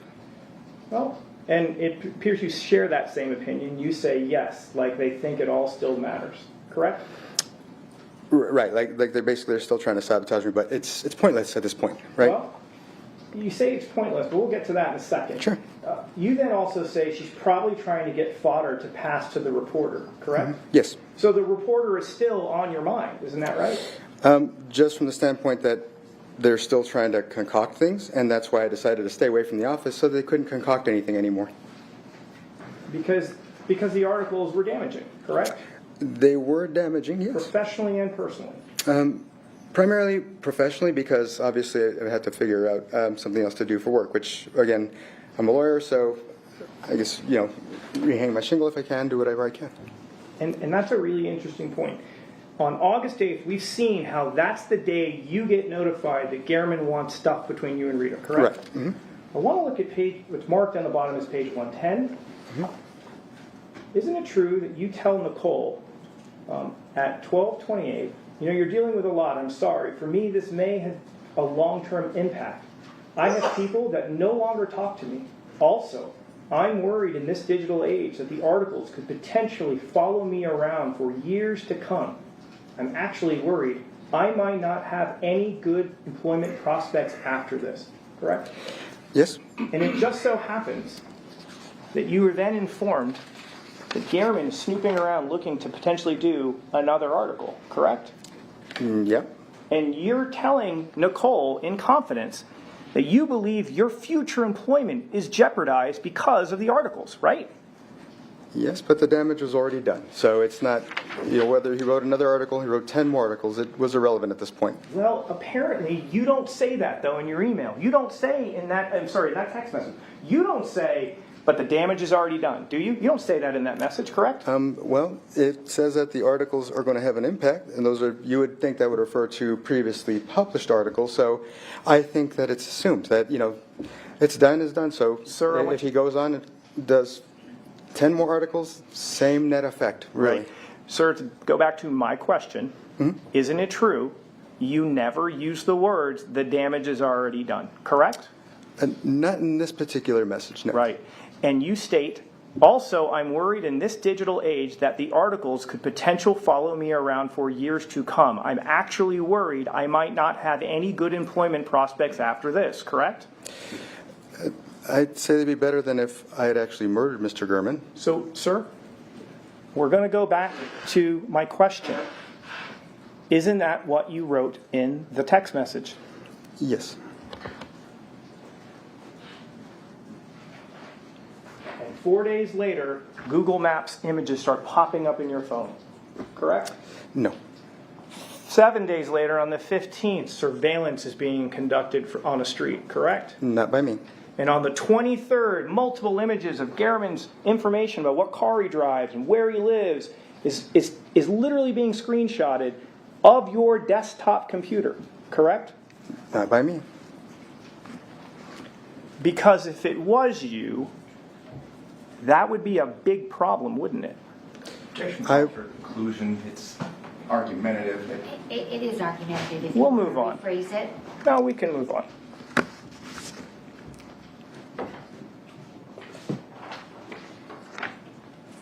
Publishing 342. Then you receive this email on 9/1, correct? Yes, sir. You receive it at 5:45 p.m., Yes, sir. correct? And we heard from Roberta, who talked about this, right? Right. And she had indicated that the release of the information to Garriman was just around the corner, correct? Right. Let me find this. And I knew in advance that it'd be only... Sir, there's no question pending. At 5:45 on September 1st, you get the information. You get notified that Jeff Garriman is soon to receive personal records requests related to messaging and communications between you and Roberta, correct? No. That was not personal. Okay, I didn't mean that. I meant, I apologize for my misstatement. Communications between you and Roberta, correct? Business related, yes. Right. And then at 11:20 in the morning, just a few hours later, Garriman's dead, right? Yes.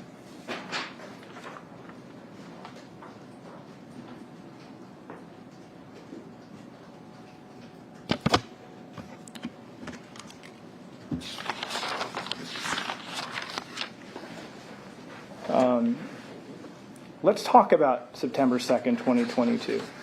You had testified on direct that you had, your daughter had asked you a question, you responded around 8:48 in the morning, correct? Yes, sir. Okay.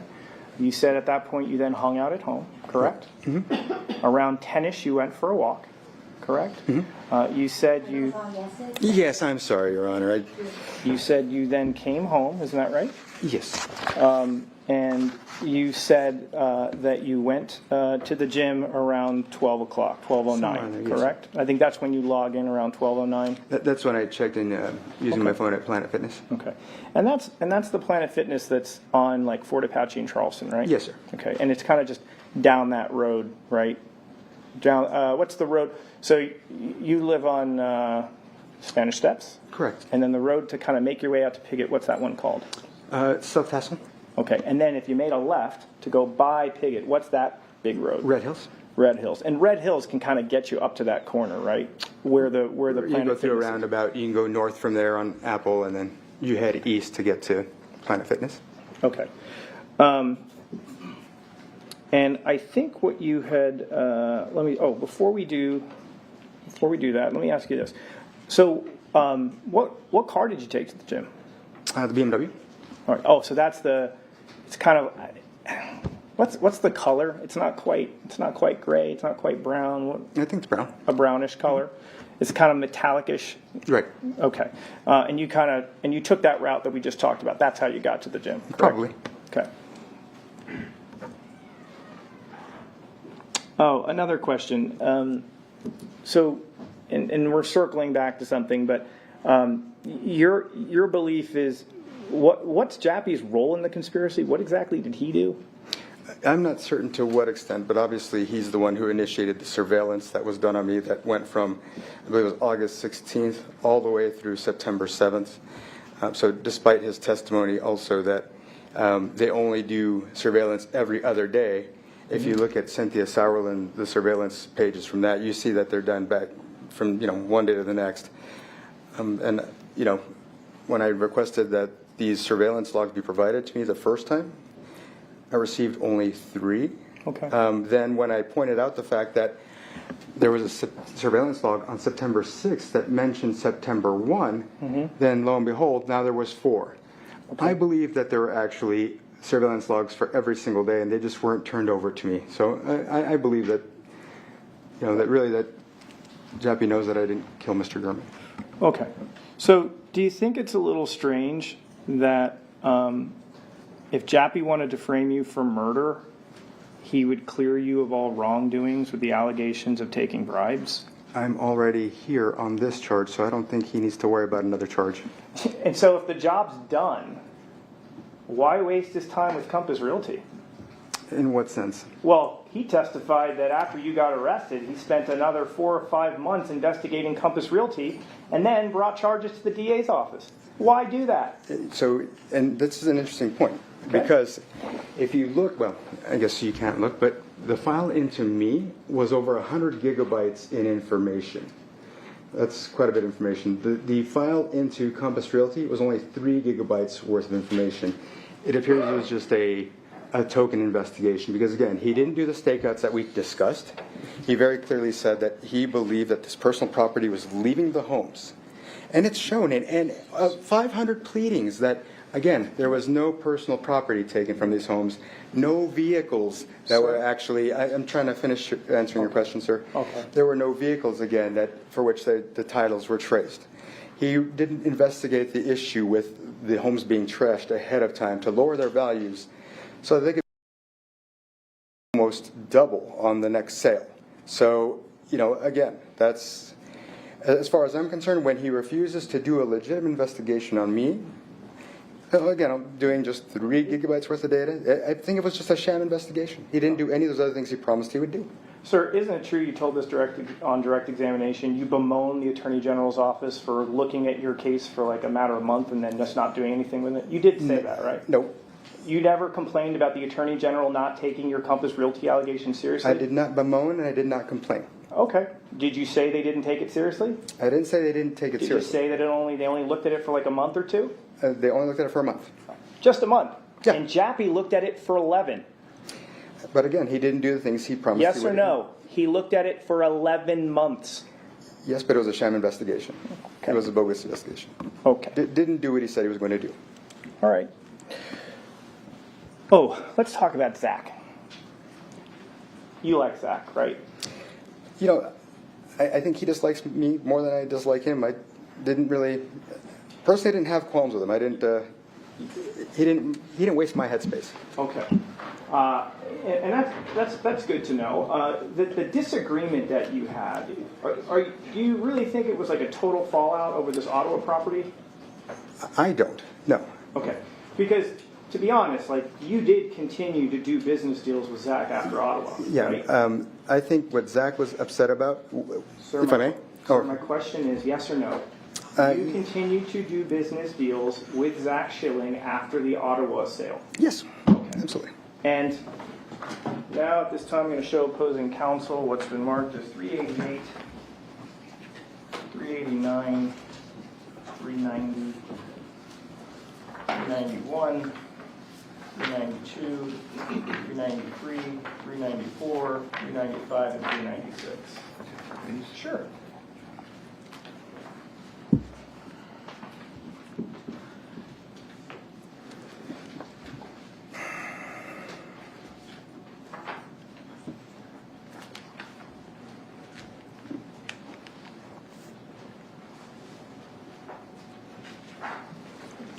Sir, I'm going to show you first 390, 389, and 388. Do these look familiar to you? Hold on just a few moments, because Sure. I want to look at where he actually changed realtors, because when I do my redirect, this is all going to become relevant. Okay.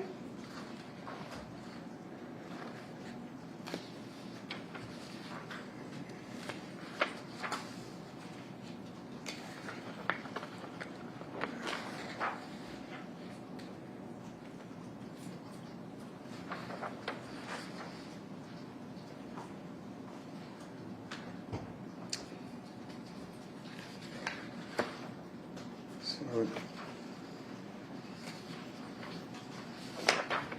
Do you know what that is? I do, but it doesn't say who the realtor was on this. Well, and I would turn your attention to 388. Okay. Look here at the Can I bottom. approach? Sure. Yes. 388. Does that help? Kind of help. I mean, Sure. look at the address. Of course. We got our address here, Right. and that corresponds to those documents. Do Correct. these appear to be like a listing agreement, kind of an order closing the sale of a certain property, and a check going out to Mr. Schilling? Yes. And these all appear to be fair and accurate depictions of those. And this is Ottawa. The Ottawa Right here. property. Yep. And just let me write a note if I may. Sure.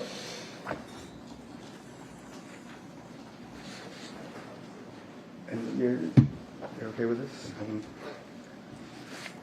Obviously, we're going to receive copies of this, so. You have they've been already Right. produced. All right.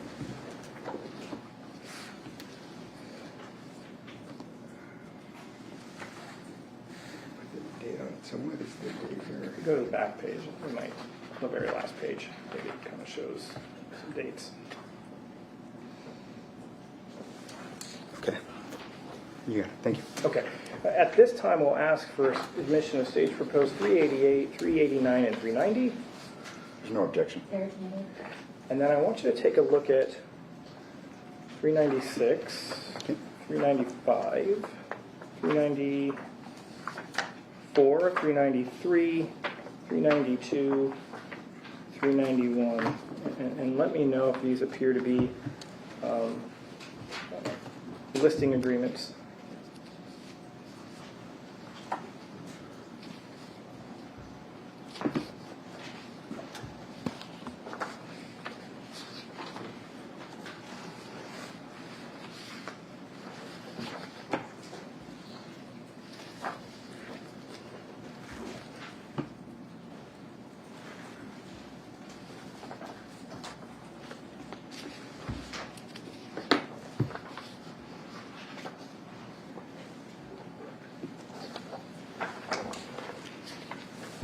Yes, they are, sir. Okay, and those are fair and accurate depictions of those agreements, correct? Yes, Mr. sir. Schilling? Just 1 second. Sure.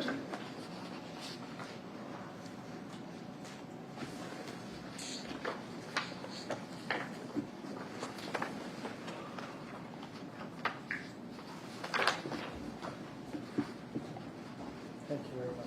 Thank you. So, Ottawa was the property where you guys had some sort of disagreement about a valuation, right? Yes, it was more a little bit of sour grapes on his end, but yeah, no, it wasn't, as far as I was concerned, a big deal. Right. So, but when we heard kind of cross questions and testimony from Zach about there being this disagreement, Ottawa is the one that we're talking about, correct? Ottawa's the one where he felt like he was cheated, but that wasn't the case. Understood. And just publishing 388, this was kind of the licensing agreement to bring Zach Schilling on, correct? Right. And if we look here, oh, okay, it's showing up there. Zach Schilling is there. Sorry, this monitor's kind of cut off. 389 is a court order that establishes that the sale was approved for this Ottawa property, correct? Yes, well, basically, it's just that this is the deed after the docs have been finalized, everything's done. Understood. And publishing 390, we'll do it backwards, but that's like a check that got cut to Zach in relation to this property, correct? And the date on this is 3/22 of 2021, right? Yes, sir. Okay. So despite this disagreement, isn't it true that the public administrator's office continued to use Mr. Schilling for properties that you needed to have sold that came through the PA's office? Yes, I never disputed that. Okay. Well, I mean, we heard some testimony about like, oh, Zach didn't get a lot of business at Trail. I think Nicole may have said things like that, correct? Right, and it's true that he actually had his business reduced, but I'll go into that. Well, okay. So, but publishing 391. Oh, sorry. We're requesting that 391 through 396 be admitted to evidence. I have an objection. Thanks. So we've got here in 391, on June 8th of 2021, this is a deal with Zach, correct? Right. We've got another one here, 392, 612, another deal with Zach. Right. 394, 716, another deal with Zach. Yes, sir. 393, this is a 6/11/2021 deal with Zach. Right. Publishing 395, 8/14/2021, a deal with Zach. Right. Publishing 396, 10/6/21, another deal with Zach. Right. All postdating the big disagreement, correct? It, again, was not a big disagreement, and as far as I was concerned, and the issue that he truly has with me will come later, and I can discuss that. Okay. The bottom line is money continued to flow from the public administrator's office to Zach Schilling for the work on these houses, on these deals, correct? Not nearly as much at a certain point, but yes. My question But is yes. Thanks. All right. I want to. You mentioned you're a tech guy, right? A little bit of a techie. I think you asked that before, yes. Are you an Apple guy or a Google person? When it comes to phones, what are you? Well, I have a Google phone. Anyway. Okay. I want to. We've seen this timeline, right? We've seen this timeline on publishing states 374. I want to turn your attention to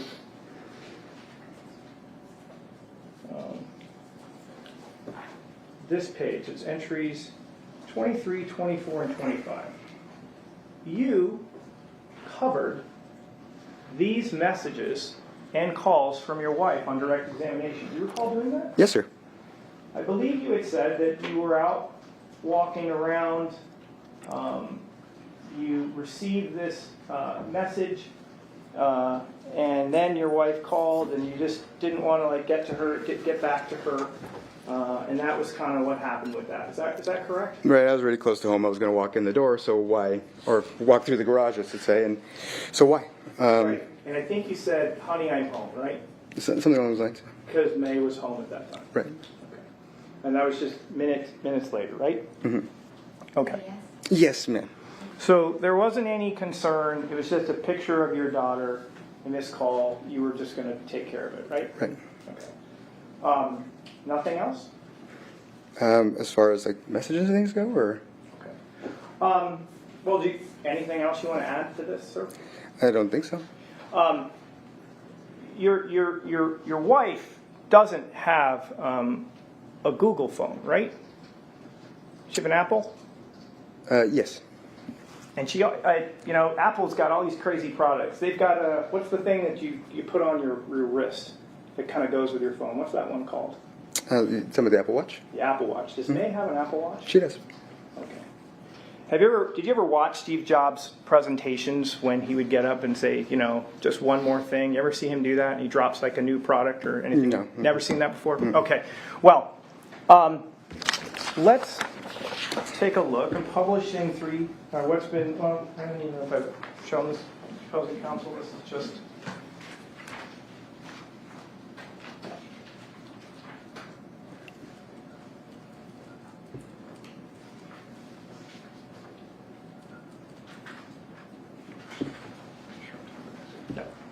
May I approach the witness? Let the record reflect on showing opposing witness 378. Stage proposed 378. Those appear to be the messages that we're looking at in that timeline, sir. Okay, and on the back of this is the very image that she sent to you. Would that be correct? Right. And that's a fair and accurate depiction of that thumbnail, correct? And it's a fair and accurate depiction of what's up there in that timeline, correct? I believe so, yes. Okay. At this time, we got permission to admit stage 378. No objection. And you talked about these. I think you told us before on cross that these messages, they weren't hacked or anything like that from the police. Like these were the messages, right? Right. Okay. We're now going to publish 378. So this message, if you could, please tell me what is the time. Oh, it's kind of cut up a little bit. What time is that message sent? At 10:36 a.m. Okay, on September the 2nd, is that Correct. Then we have this other little blurb. It doesn't actually have anything there, but what is the time on that?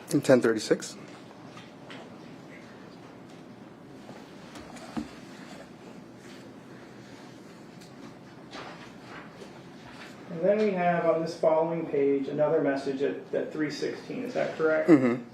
I think she's kind of talking about how much, she's selling some cards and making some money, something like that, correct? Right. And you immediately kind of respond within a minute to her at around 3 o'clock, correct? Right.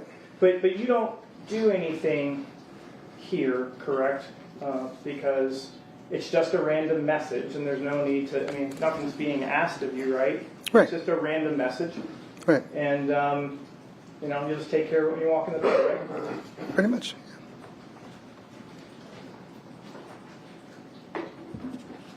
Showing opposing counsel what's been marked as states proposed 379 through 387.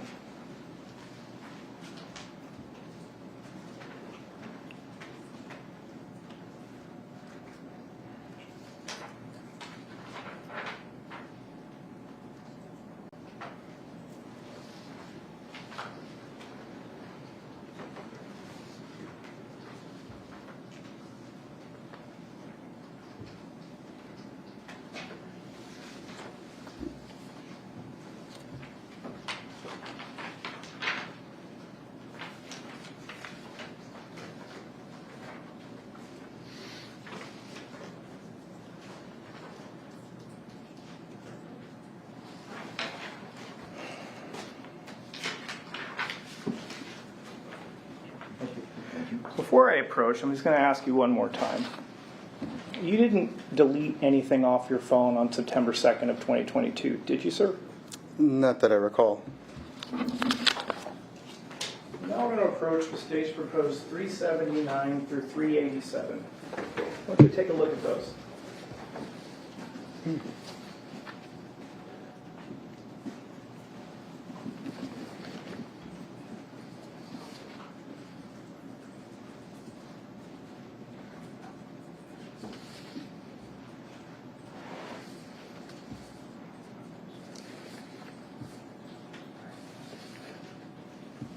Okay.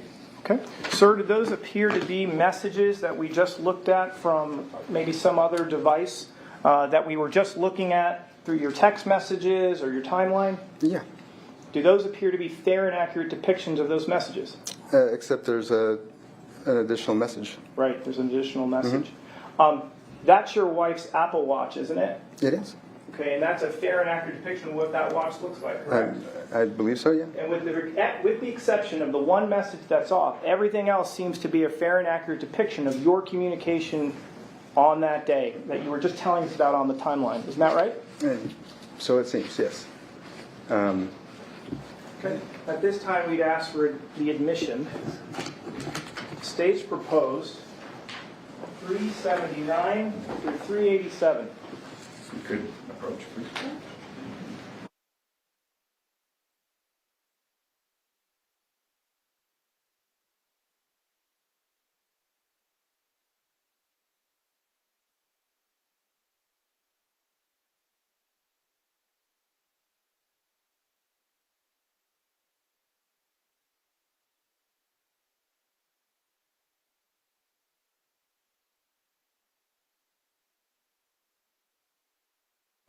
Okay, they're admitted indemnits. Sir, you maintained that on the morning, September 2nd, 2022, you were at home, correct? Right, except for when I went to take a walk.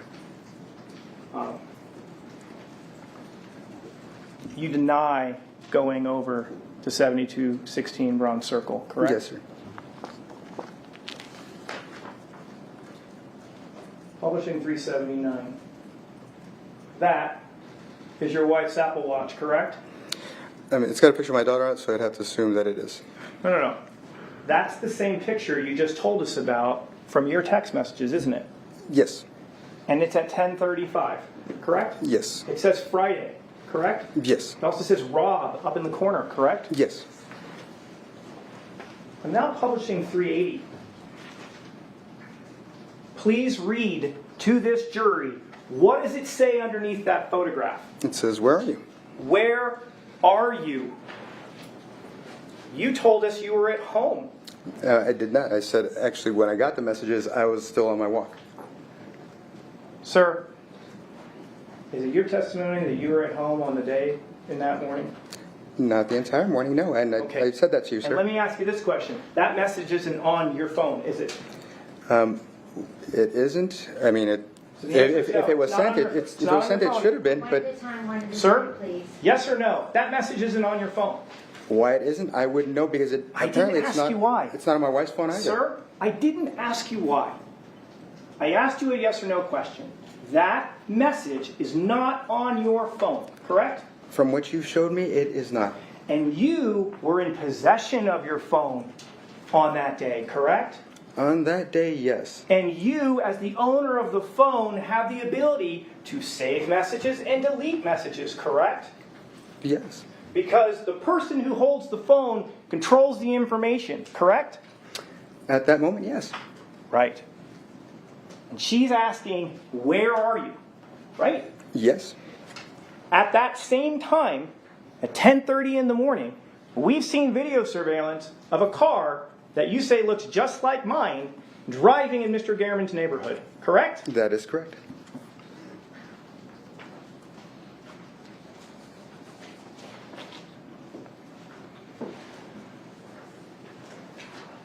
Sir, if you left your phone at home, you wouldn't have been able to respond to that message, correct? If you were not next to it, correct?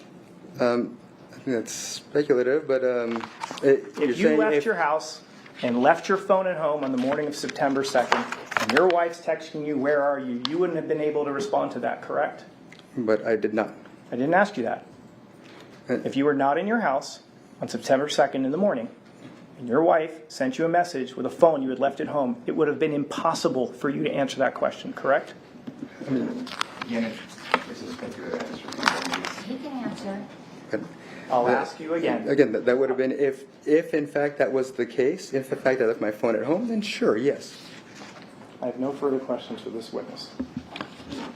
Okay, so at this time, we need to end early today, so we're going to conclude for the day. Can I get you close just so we can talk about tomorrow's start time?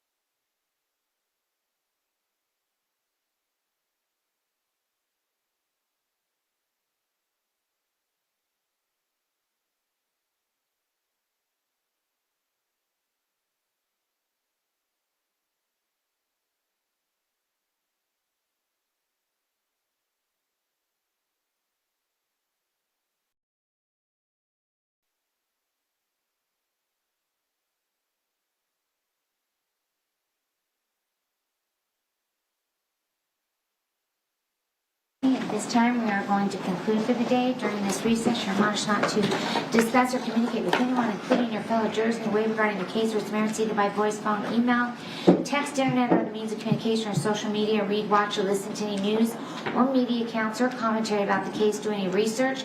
Consult dictionaries, the internet, or reference materials. Do any investigation. Test a theory. Recreate any aspect of the case or in any other way.